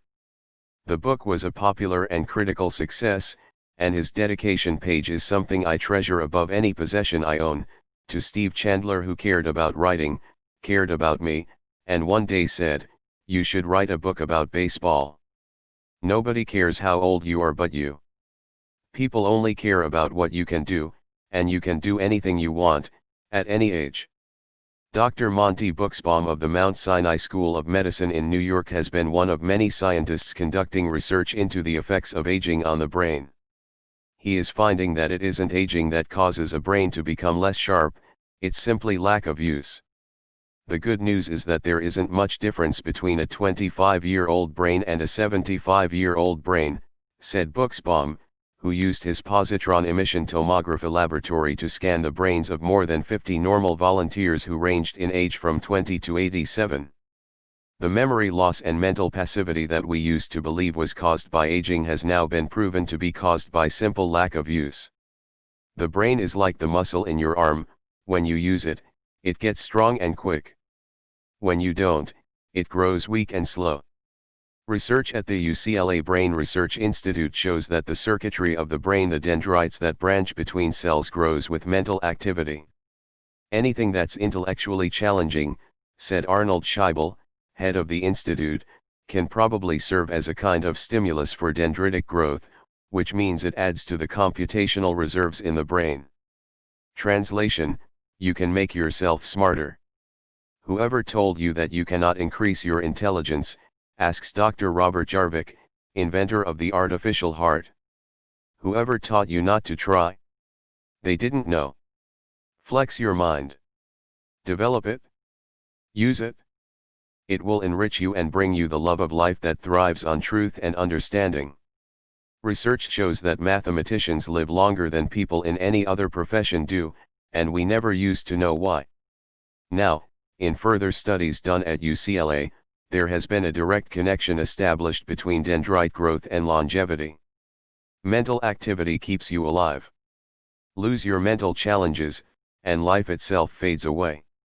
Don't listen to the voice inside that talks about your age, or your IQ, or your life history, or anything it can slow you down with.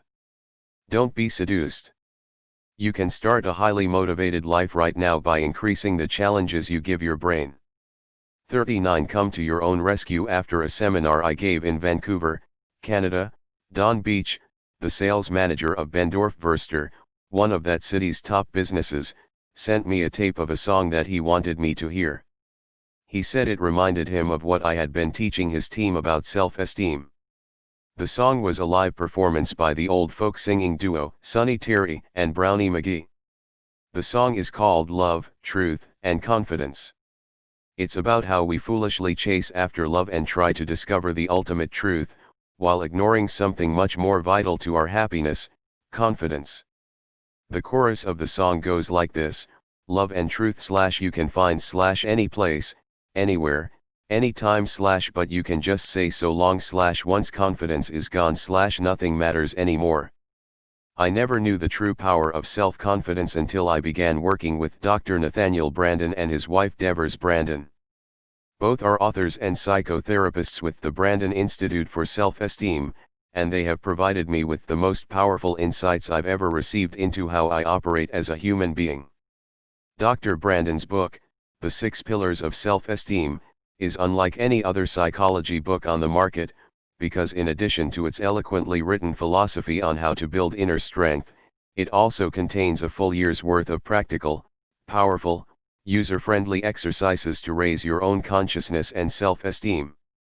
His sentence completion exercises are so effective and exciting that if you do them, I can say without a trace of exaggeration, you can get tens of thousands of dollars worth of personal growth therapy for the price of a single book. Before you assume that Branden's notion of self-esteem is the same as that being bandied about by New Age educators, you must read his work and listen to his tapes. Most people today think others can bestow self-esteem on us. Such misguided thinking leads to phenomena such as classes without grades and work without standards for excellence. Perhaps you have heard about that little league group in Pennsylvania that wanted to eliminate keeping score from baseball games because of the damage that losing does to children's self-esteem. When we confuse pampering and coddling with instilling self-esteem, we really encourage the upbringing of young, sensitive children who have no inner strength whatsoever.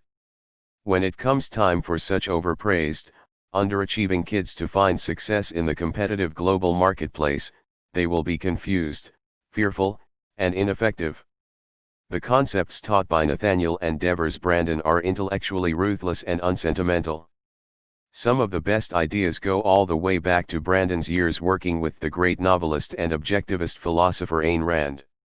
The Brandens have taught me how to objectively explore the weaknesses in my own thinking and to challenge the self-deception that was undermining my effectiveness in life.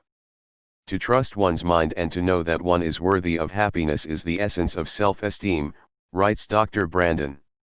The value of self-esteem lies not merely in the fact that it allows us to feel better, but that it allows us to live better, to respond to challenges and opportunities more resourcefully and appropriately.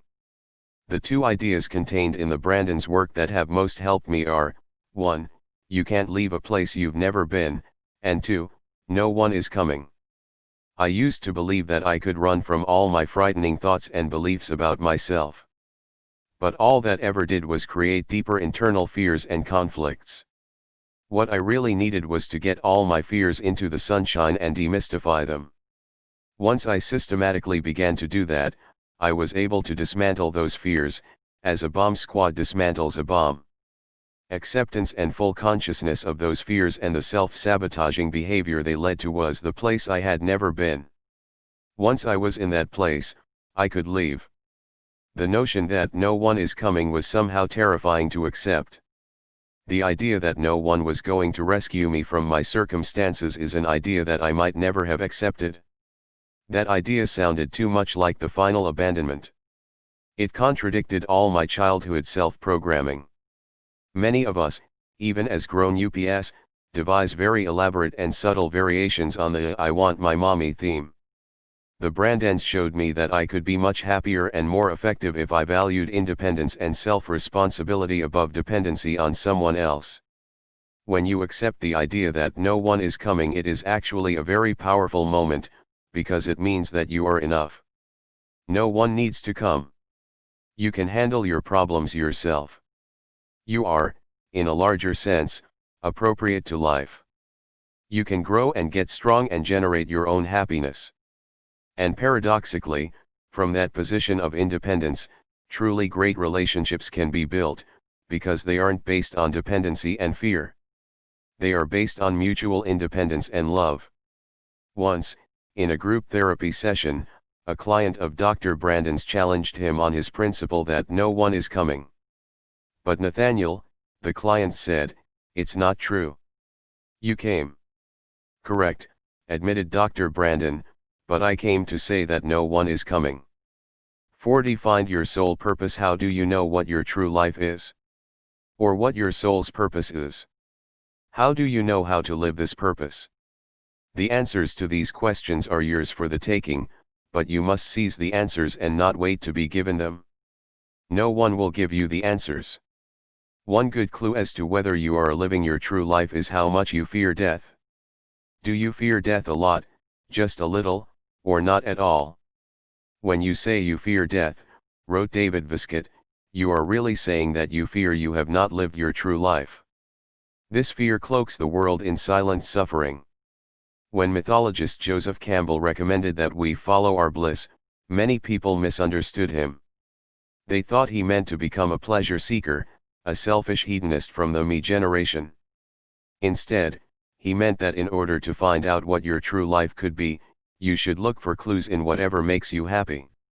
What gets you excited? In the answer to that question, you'll discover where you can be of most service. You can't live your true life if you're not serving people, and you can't serve people very well if you are not excited about what you're doing. What makes you happy? I know I already asked, but the fear that cloaks the world in silent suffering comes from not asking that question enough times. In my own professional life, I have finally found that teaching makes me happy, writing makes me happy, and performing makes me happy. It took me many years of unhappiness to finally reach the point of despair necessary to ask the question, what makes me happy? I was the creative director for an ad agency, and I was making a good deal of money producing commercials, meeting with clients, and designing marketing strategies. I could have done this type of work forever, but my horrible fear of death was my clue that I was not living my true life. People living deeply, wrote Anais Nin, have no fear of death. I was not living deeply. And it took me a long time to get clear answers to my question, what makes me happy? But any question we ask ourselves often enough will eventually yield the right answer. The problem is, we quit asking. Fortunately for me, in this rare instance of persistence in the face of extreme discomfort, I didn't quit asking. The answer came to me in the form of a memory so colorful it was almost like a movie scene. I was driving at night in my car 10 years earlier, and I was as happy as I had ever been. In fact, I was driving around aimlessly so that I could keep my feeling of happiness preserved and contained within that car. I didn't want anything to interrupt it. It was so profound that it lasted for hours. The occasion had been a speech I had just given. The subject of it was my recovery from an addiction, and the night that I spoke I was running such a high fever, and I had such a fear of speaking in public that I tried to call the talk off. My hosts wouldn't hear of it. Somehow I made it to the podium and, probably because my fever and flu were so intense, I spoke freely, without caution or self-consciousness. The more I spoke about freedom from addiction, the more excited I got. My creativity just soared. I remember the audience laughing as I spoke. I remember them jumping to their feet and cheering when I was finished. It was the most remarkable night of my life. Somehow I had reached people in a way I'd never reached people before, and their own expressions of joy lifted me higher than I had ever been. It was that memory of that moonlit night, driving in my car, That came back to me 10 years later after I'd spent weeks repeating to myself the question, what makes me happy? Now I had the picture, but I had no idea how to act on it. But at least I knew what my true life was, and I knew that I wasn't living it. Then one day one of my major advertising clients asked me to hire a motivational speaker for a big breakfast meeting they were having for their sales staff. I didn't know of anyone in Arizona who was any good. The only motivational speakers I was familiar with were the national ones whose tapes I'd listened to so often in my car, people such as Wayne Dyer, Tom Peters, Anthony Robbins, Alan Watts, and Nathaniel Branden. But Alan Watts was dead and the rest were probably far too expensive for our little breakfast. So I called Kirk Nelson, a friend of mine who was sales manager at KTAR in Phoenix, and asked his advice. The only person in Arizona worth hiring is Dennis Deaton, he said. He speaks all over the country, and he's usually booked, but if you can get him, do, because he's great. I finally reached Deaton in Utah, where he was giving seminars on time management. He agreed to come back to Phoenix in time for our breakfast and give a 45-minute motivational talk. Kirk Nelson was right. Deaton was impressive. He held the audience spellbound as he told stories that illustrated his ideas about the power that people have over their thoughts, and the mastery that they can achieve over their thinking. When he finished speaking and came back to the table where we had been sitting, I shook his hand and thanked him, and I found myself making a silent vow that someday soon I would be working with this man. It wasn't long after that he and I were indeed working together. It was at a company called Kumo Learning, Deaton's corporate training facility based in Phoenix, Arizona. Although I began with Kumo as its marketing director creating advertisements, video scripts, and direct mail pieces, I soon worked my way up to the position of seminar presenter. My first big thrill came when Deaton and I were both invited to speak at a national convention of carpet cleaning companies. It was the first time I had ever shared the stage with him, and I was to go on first. He was in the audience when I spoke, and I have to admit I had worked harder than I'd ever worked in my life in preparation for this event. The participants had heard Deaton before at previous conventions and loved him, but they'd never heard me. After my presentation was over, they clapped enthusiastically, and as Deaton passed me on his way to the stage, he was beaming with pride as he shook my hand. Unlike myself, Dennis Deaton has very little professional jealousy of other speakers. He was happy for my success. I have to admit that my favorite moment occurred when, after he was introduced, someone in the audience teasingly shouted out, "Dennis who?" Many people get confused and believe that living their true life means getting lucky and finding a suitable job with an appreciative boss somewhere. What I have come to realize is that you can live your true life anywhere, in any job, with any boss. First find out what makes you happy, and then start doing it. If writing makes you happy, and you're not writing for a living, start up a company newsletter or your own website. When I first realized that speaking and teaching made me happy, I started a free weekly workshop. I didn't wait until something was offered to me. Whatever goal you want to reach, you can reach it 10 times faster if you are happy. In my sales training and consulting, I notice that happy salespeople sell at least twice as much as unhappy salespeople. Most people think that the successful salespeople are happy because they are selling more and making more money. Not true. They are selling more and making more money because they are happy. As J.D. Salinger character Seymour says in Fanny and Zoe, this happiness is strong stuff. Happiness is the strongest stuff in the world. It is more energizing than a cup of hot espresso on a cold morning. It is more mind-expanding than a dose of acid. It is more intoxicating than a glass of champagne under the stars. If you refuse to cultivate happiness in yourself, you will not be of extraordinary service to others, and you will not have the energy to create who you want to be. There is no goal better than this one, to know as you lie on your deathbed that you lived your true life because you did what made you happy. 41 Get up on the right side. Since I was a child, I've always been intrigued with the idea that you could have a great day just by getting up on the right side of the bed. Later in life, During my years as a largely unsuccessful songwriter, one of the few successes I had was with a country rock song that I co-wrote with Fred Knipe and Duncan Stitt. It was called The Right Side of the Wrong Bed. Today my fascination is not so much with the right side of the bed as it is with the right side of the head, or to be more precise, the right side of the brain. In the 1930s, brain surgeons discovered the different functions of the two halves of the brain while working with epileptics. In 1950, Roger W. Sperry of the University of Chicago, and later of Caltech, made the greatest breakthroughs in discovering that dreams, energy, and creative insight come from the right side of the brain, while linear, logical, short-term, and short-sighted thinking come from the left. The best explanation of how whole brain thinking surpasses left brain thinking or right brain thinking is in a book written by British philosopher Colin Wilson called Frankenstein's Castle. Wilson reveals that we have more control over drawing vital energy and creative ideas from the right brain than we ever realized. And what stimulates the right brain the most is a high sense of purpose. If you had to carry a heavy sack of sand across town, your left brain might get upset and tell you that you were doing something boring and tedious. However, if your child were injured badly and she weighed the same as the huge bag of sand, you'd carry her the same distance to the hospital with a surprising surge of vital energy, sent from the right brain. That's what purpose does to the brain. Self-motivation gets more and more exciting as the left brain gets better and better at telling the right brain what to do. 42. Let your whole brain play. Suicide rates go down during times of war because many people begin to feel useful and challenged enough times during the day. This encourages them to use both sides of the brain harmonically. In less eventful times, people tend to slip into using just one side of the brain and get trapped into feeling useless.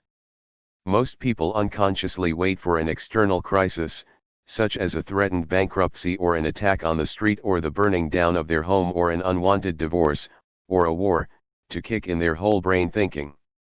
But that passive misuse of the brain leads to a life of reaction rather than creation. When Oliver Wendell Holmes said most people go to their graves with their music still in them, he just as easily could have said that most people live in their left brain only. When Thoreau said most men lead lives of quiet desperation, he was describing what life is like if you stay trapped in left, linear, short-sighted thinking.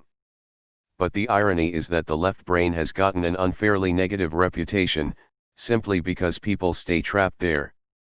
When people learn that the left brain is there to connect with the right, then it takes on new power and function. When people stay trapped in linear, flat, and logical left brain thinking and never activate the creative right side of the brain, they lose their love of life. The right brain comes alive during dreaming at night while the left brain sleeps. But it is possible, as artists, poets, and saints can attest, to have the same two-sided interplay that we had as children, while we are awake. We simply have to fire it up by using the left brain to call on the right. This is what happens when we make love, play games, write poetry, hold a baby, or face a threatening crisis. The left brain commands the right brain to come alive and get involved. That is when you get whole brain thinking, or what psychologist Abraham Maslow called peak experiences. The three best ways to activate whole brain thinking are through 1. Goal visualization, 2. Joyful work, and 3. Revitalizing play. Rather than wait for external crises to appear, create internal challenge games of your own goals and purposes that lead you in growth toward the motivated person you want to become. The real excitement in studies of the power of the right brain lies in its suggestion of a neurological basis for personal transformation. It's not just motivational puff or secular evangelism to say that we possess unlimited creative energy, and we can use it to create the lives we want. In fact, writes Colin Wilson, we can learn to live on a far higher level of power. And that is what the left brain was intended for. Its farsightedness gives it the ability to summon power. Yet it hardly makes use of this ability. It could be compared to a man who possesses a magic machine that will create gold coins so that he could, if he wanted, pay off the national debt and abolish poverty. But he is so lazy and stupid that he never bothers to make more than a couple of coins every day, just enough to see him through until the evening, or perhaps he is not lazy, only afraid of emptying the machine. If so, the fear is unnecessary. It is magical, and cannot be emptied. Most people regard their right brain with a sense of wonder. They think inspiring thoughts came to them out of the blue. Last night I had the strangest dream, they will say, not knowing how much control they really have over that magical machine. 43 Get your stars out. Terry Hill is a writer who has lived all over the world and has been a friend of mine since we met each other in the 6th grade in Birmingham, Michigan. His short story, Cafes Are for Handicapping, features an intriguing character named Joe Warner who liked to tell stories about horse racing. Joe Warner told the story of being in the press box at Belmont when Secretariat put away the Triple Crown by 31 lengths. And I looked beside me when he was coming down the stretch at all these hardened, cigar-chomping New York newspapermen, and they all had tears running down their cheeks like little babies. Course I couldn't see too clear myself for the tears in my eyes. I was 23 at the time. And it was the first Triple Crown in my lifetime. Imagine that. That story brought me even closer to a question I've been asking all my life. Why do we cry when we see huge accomplishments? Why do we cry at weddings? Why do I cry when the blind girl jumps with her horse in the movie Wild Hearts Can't Be Broken? Or when the Titans win the game in Denzel Washington's Remember the Titans? Why did those sports writers cry to see that horse win by 31 lengths? This is my theory. We weep for the winner inside of all of us. In these poignant moments, we cry because we know for a fact that there is something in us that could be every bit as great as what we are watching. We are, for that moment, the untapped greatness we are seeing. But we get tears in our eyes, because we know the greatness isn't being realized. We could have been like that, but we aren't. Terry Hill also gives public talks on creativity. His own work in advertising and public relations throughout the years has won countless awards and, as one might expect, he presents some learned and sophisticated formulae for creating. But he finishes all his talks by saying it is really a simple thing to be creative. All you do is get your stars out. That's how you tap into the untapped you. His reference is to Seymour, an introduction by J.D. Salinger. Seymour is writing a letter to his brother Buddy, who has chosen to become a professional writer. Seymour tells his brother that writing has always been more than a profession, that it has been more like Buddy's religion. He says that Buddy will be asked two very profound questions when he dies about the writing he was doing. 1. Were most of your stars out? And 2. Were you busy writing your heart out? Terry Hill's advice to his audiences on the subject of creativity is to make sure you get your stars out. This is another way of saying let the stars that are in you shine freely. Don't force them out. Just let them shine. Although Hill's audiences are usually advertising people and writers, his recommendations apply to all of us. Our lives are ours to create. Do we want to create them in a lackluster way, or do we want to be inspiring?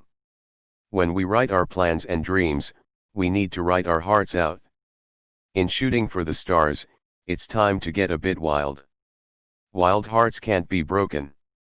44 Just make everything up. Sometimes in my seminars I will ask the people in the audience to raise their hands if they think of themselves as creative.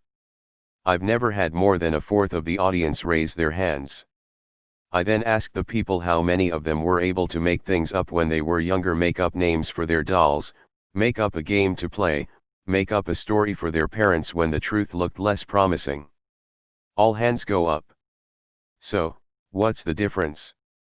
You made stuff up as a child, but you're not a creative adult. The difference is that we have charged the word creative with meaning something truly extraordinary. Picasso was creative. Meryl Streep is creative. Wyclef Jean is creative. But me? So one of the ways to get started creating goals and action plans is to just make them up, like you did as a kid. Think of creating in simpler terms. Think of it as something all humans do very easily. French psychologist Émile Coué said, always think of what you have to do as easy and it will be. 45 Put on your game face. I used to hate to study for tests in high school. Nothing could have been more boring. But one day Terry Hill and I decided to make a game of it. We decided to challenge each other by making up mock tests for each other. The only rules were that we had to ask 30 questions, and the answers had to appear in the text that we were going to be tested on in the classroom the next day. Because we were both competitive and loved games, we worked very hard to come up with the most ridiculously difficult questions we could devise. What was Magellan's middle name? How many of Custer's children were daughters? What is the 23rd word in the Gettysburg Address? We also tried to anticipate the other's toughest questions and learn the obscure answers. On the morning of the real test we presented each other with our own tests, always twice as hard as the real test. As we each took each other's test there was much happy yelling and laughter. But by the time we took the real test in school, we were more than ready. In fact, we often looked across the classroom at each other during the real test and rolled our eyes with disdain at the simplicity and stupidity of the real exam. By changing our study into a challenging game, we had taken the work out of the task and replaced it with play. Did we work as hard? Harder. But by transforming work into play, we increased our energy and our sense of creativity. Most people who play a lot of golf or tennis work much harder at their games than they do at work. All people work harder at play than they do at work, because there's no resistance. Golfers are working harder on the golf course than they are at their professions. They don't always know this, although their spouses usually do, because it doesn't feel like work, it feels like fun. They bring more energy, innovation, and zest to what they're doing out on the course because it's a game. They also bring an ongoing commitment to increasing their skills. Everyone is interested in getting better at the games they play. As for the effect of games on energy, consider a bunch of guys playing poker all night. Because poker is a game, people can play it all night until the sun comes up. When they finally come home to sleep, you might be tempted to ask them, how did you manage to stay up all night? Were you drinking coffee and cokes? No, they confess, they were drinking beer. But shouldn't beer slow you down and make you tired?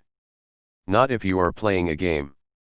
In fact, you'll also learn that they were probably smoking cigars and eating junk snacks as well. Not generally known as stimulants. What was stimulating was the game. The joy of competition. Playwright Noel Coward once said, "Work is more fun than fun." I included that quote in a seminar guidebook for a sales group a year ago, and one of the participants in the back of the room raised his hand and said, "Yeah, Steve, who is this Noel Coward guy? I figure with a quote like that he's either a porn star or a professional golfer." That line got a great laugh at my expense, but it also revealed a truth, which almost all humor does. People believe that the fun jobs are always somewhere else. If only I could get a job like that. If only I had been a pro golfer. But the truth is that fulfilling and fun work can be found in anything. The more we consciously introduce game-playing elements, personal bests listed, goals, time limits, competition with self or others, record-keeping, etc., the more fun the activity becomes. I recently worked on a project with a young man in Phoenix who was selling 3 times as much office equipment as the average salesperson on his team.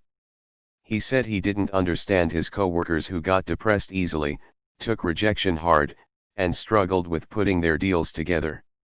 "I don't take this that seriously," he smiled. "I love all my sales challenges. The tougher the prospect is, the more fun I have selling. There is absolutely nothing personal or depressing in any of this for me. When I meet a new sales prospect, it's a chess game. Whatever it is you have to do, whether it's a major project at work, or a huge cleaning job at home, turning it into a game will always bring you higher levels of energy and motivation." 46. Discover active relaxation. There is a huge difference between active relaxation and passive relaxation. When we play video games, play computer games, play cards, work in the garden, walk the dog, go into a chat room, or play chess, we are interacting with the unexpected, and our minds are responding. All of these activities increase personal creativity and intellectual motivation. They are all active pursuits. Active relaxation refreshes and restores the mind. It keeps it flexible and toned for thinking. Great thinkers have known the secret for a long time. Winston Churchill used to paint to relax. Albert Einstein played the violin. They could relax one part of the brain while stimulating another. When they returned to workday pursuits, they were fresher and sharper than ever. Most of us try to deaden the mind in order to relax. We rent mindless videos, read pulp fiction, drink, smoke, and eat until we're foggy and bloated. The problem with this form of relaxation is that it dulls our spirit and makes it hard to come back to consciousness. I accidentally discovered the restorative powers of video and computer games when I played some with my then 9-year-old son Bobby. What began as a way to make him happy and spend time with him became a brain-challenging pursuit. The complexity of computer football, basketball, and hockey games now rivals chess and the New York Times Sunday crossword puzzle. It requires stimulating recreational thinking. Thinking is the hardest work we do, said Henry Ford, which is why so few people ever do it. But when we find ways to link thinking to recreation, our lives get richer. We become players in the game of life and not just spectators. 47 Make today a masterpiece. Most of us think our lives accumulate. We think they are adding up to something. We think of our lives as being strung together like a long smoky train, so that we can add new freight cars when we're feeling right, and dump the others on a siding somewhere when we're not. But when basketball legend John Wooden's father said to him, "Make each day your masterpiece," Wooden knew something profound: life is now. Life is not later on. And the more we hypnotize ourselves into thinking we have all the time in the world to do what we want to do, the more we sleepwalk past life's finest opportunities. Self-motivation flows from the importance we attach to today. John Wooden was the most successful college basketball coach of all time. His UCLA teams won 10 national championships in a 12-year time span. Wooden created a major portion of his coaching and living philosophy from one thought, a single sentence passed on to him by his father when Wooden was a little boy: make each day your masterpiece. While other coaches would try to gear their players toward important games in the future, Wooden always focused on today. His practice sessions at UCLA were every bit as important as any championship game. In his philosophy, there was no reason not to make today the proudest day of your life. There was no reason not to play as hard in practice as you do in a game. He wanted every player to go to bed each night thinking, "Today I was at my best." Most of us, however, don't want it to be this way. If someone asks us if today can be used as a model to judge our entire life by, we would shriek, no. It isn't one of my better days.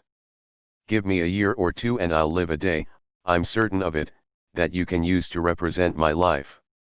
The key to personal transformation is in your willingness to do very tiny things, but to do them today. Transformation is not an all-or-nothing game, it's a work in progress. A little touch here and a small touch there is what makes your day, and, therefore, your life, great. Today is a microcosm of your entire life. It is your whole life in miniature. You were born when you woke up, and you'll die when you go to sleep. It was designed this way, so that you could live your whole life in a day. 48 Enjoy all your problems. Every solution has a problem. You can't have one without the other. So why do we say that we hate problems? Why do we claim to want a hassle-free existence? When someone is emotionally sick, why do we say, "He's got problems"? Deep down, where our wisdom lives, we know that problems are good for us. When my daughter's teacher talks to me during open house and tells me that my daughter is going to be working more problems in math than she worked last year, I think that's wonderful. Why do I think it's wonderful when my daughter gets more problems to solve, if I think problems are a problem? Because somehow we know that problems are good for our children. By solving problems, our kids will become more self-sufficient. They'll trust their own minds more. They'll see themselves as problem solvers. Because we ourselves are so superstitious about our own problems, we tend to run from them rather than solve them. We have demonized problems to such a degree that they are like monsters that live under the bed. And by not solving them during the day, we tremble over them at night. When people took their problems to the legendary insurance giant W. Clement Stone, he used to shout out, "You've got a problem. That's great." It's a wonder he wasn't shot by someone, given our culture's deep superstition about problems. But problems are not to be feared. Problems are not curses. Problems are simply tough games for the athletes of the mind, and true athletes always long to get a game going. In The Road Less Traveled, one of M. Scott Peck's central themes is that problems call forth our wisdom and our courage. One of the best ways to approach a problem is in a spirit of play, the same way you approach a chess game or a challenge to play one-on-one playground basketball. One of my favorite ways to play with a problem, especially one that seems hopeless, is to ask myself, what is a funny way to solve this problem? What would be a hilarious solution? That question never fails to open up fresh new avenues of thought. Every problem in your life, said Richard Bach, author of Illusions, carries a gift inside it. He is right. But we have to be thinking that way first, or the gift will never appear. In his groundbreaking studies of natural healing, Dr. Andrew Weil suggests that we even regard illness as a gift. Because illness can be such a powerful stimulus to change, he writes, in Spontaneous Healing, perhaps it is the only thing that can force some people to resolve their deepest conflicts. Successful patients often come to regard it as the greatest opportunity they ever had for personal growth and development, truly a gift. Seeing illness as a misfortune, especially one that is undeserved, may obstruct the healing system. Coming to see the illness as a gift that allows you to grow may unlock it. If you see your problems as curses, the motivation you're looking for in life will be hard to find. If you learn to love the opportunities your problems present, then your motivational energy will rise. 49. Remind your mind. Perhaps you have noted an idea in this book, or another recent book that you've read, that you want to hold on to. It might be an idea that you knew, the moment you saw it, would always be useful to you. You might even have underlined it for future reference. But what if the book goes on the shelf, or gets loaned to a friend, and is forevermore out of sight and out of mind? This is a very common experience, and there is a remedy: start treating self-motivational ideas as if they were songs. You can find ways to rewind these ideas so they'll play again and again until you can't get them out of your head. That's how belief systems are restructured to suit our goals. Place the thought you want to remember into the jingle track in your brain so that it can't get out. You can create a new self by learning the beliefs you want to live by, one thought at a time. Learn these thoughts as you would the lyrics for a song you had to perform on stage. A friend of mine used to learn his parts in musicals by placing index cards with song lyrics all over his office, home, and bathroom mirror. He sometimes had them on the dashboard of his car. Why? He was making a conscious visual effort to reach the backside of his own mind. The trick is to keep this motivation going. To deliberately feed your spirit with the optimistic ideas you want to live by. Anytime a thought, sentence, or paragraph inspires you or opens up your thinking, you need to capture it, like a butterfly in a net, and later release it into your own field of consciousness. For me, discovering an exciting idea in a book or magazine is like a true peak experience. It makes the world bright and incomprehensible. I get that tingle in my spine. I get that "oh, yes" feeling. Why am I this lucky? And the more I deliberately fill my mind with the words and phrases that originally stirred the peak experience, the easier it is to remember that life is good. This, writes Colin Wilson in New Pathways in Psychology, is why people who have a peak experience can go on repeating them, because it is simply a matter of reminding yourself of something you have already seen and which you know to be real. In this sense, it is like any other recognition that suddenly dawns on you. For example, the recognition of the greatness of some composer or artist whom you had formerly found difficult or incomprehensible, or the recognition of how to solve a certain problem. Once such a recognition dawns, it is easy to re-establish contact with it, because it is there like some possession, waiting for you to return to it. During my talks on self-motivation, one of the questions I'm asked most often is, how do I keep this going? People say, I love what I've learned today, but I've often gone to seminars that got me motivated and then a few days later I was back to my old pessimistic self, doing exactly what I used to do. If I were in the mood to be blunt, I would answer the question this way: why, if you love what you've learned about self-motivation, would you ask me how to keep it going in your life? The person in this room best equipped to answer your question is you. So I'll ask you, how will you keep this going in your life? I bet you could give me 10 ways you could do it. And I bet that if this were a foreign language you had to learn, you would set aside a certain amount of time each day to review it, to read it out loud, and to make certain you learned it. I bet you'd buy tapes or CDs for your car and even arrange small study groups. So the real question is this: is mastering the art of motivation as important as learning another language? Even a single phrase, placed prominently in a home or office, can have a huge impact on your life. In Arnold Schwarzenegger's childhood home in a poor town in Austria, his father framed and hung the simple words, "Joy through strength." It's not hard to see what effect that idea had on Arnold's life.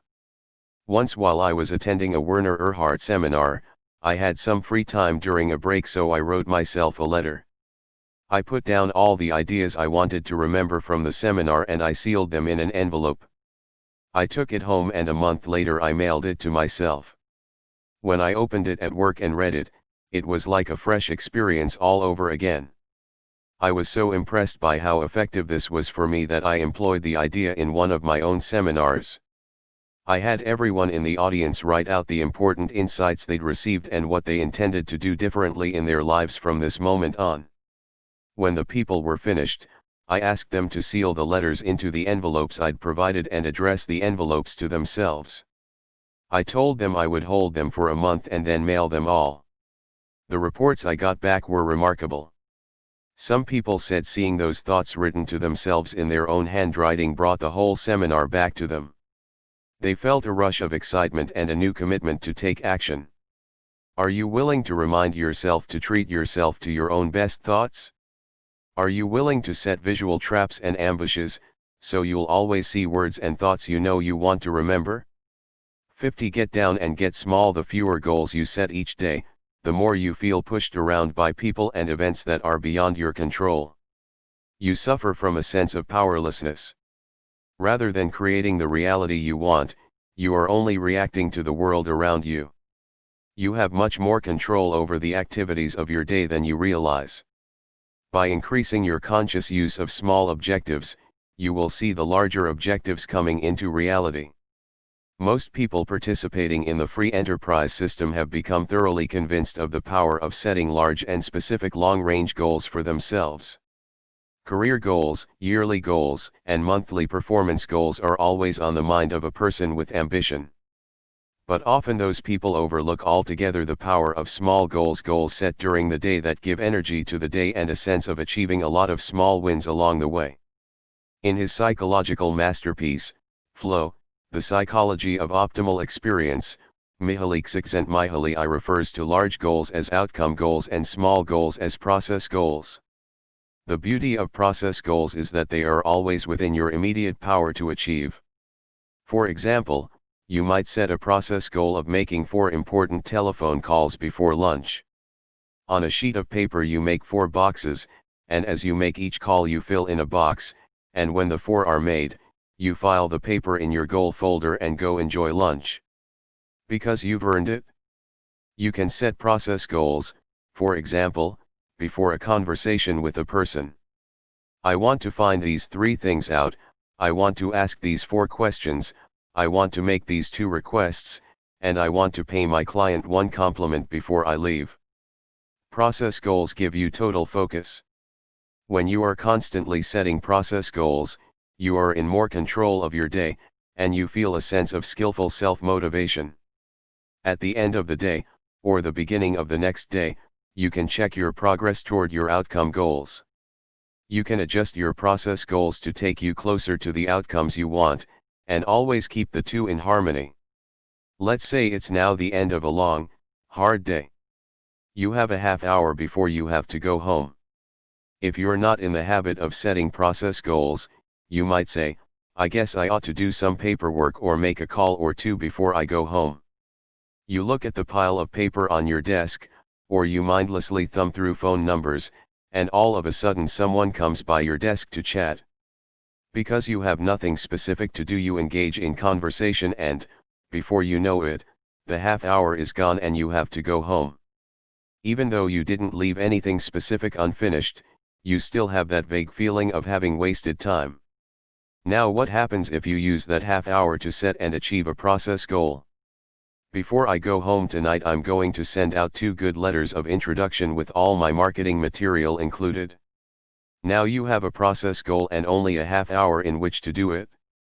When the person comes by your desk to chat, you tell him you'll have to talk to him later because you've got some things that have to get out by 5.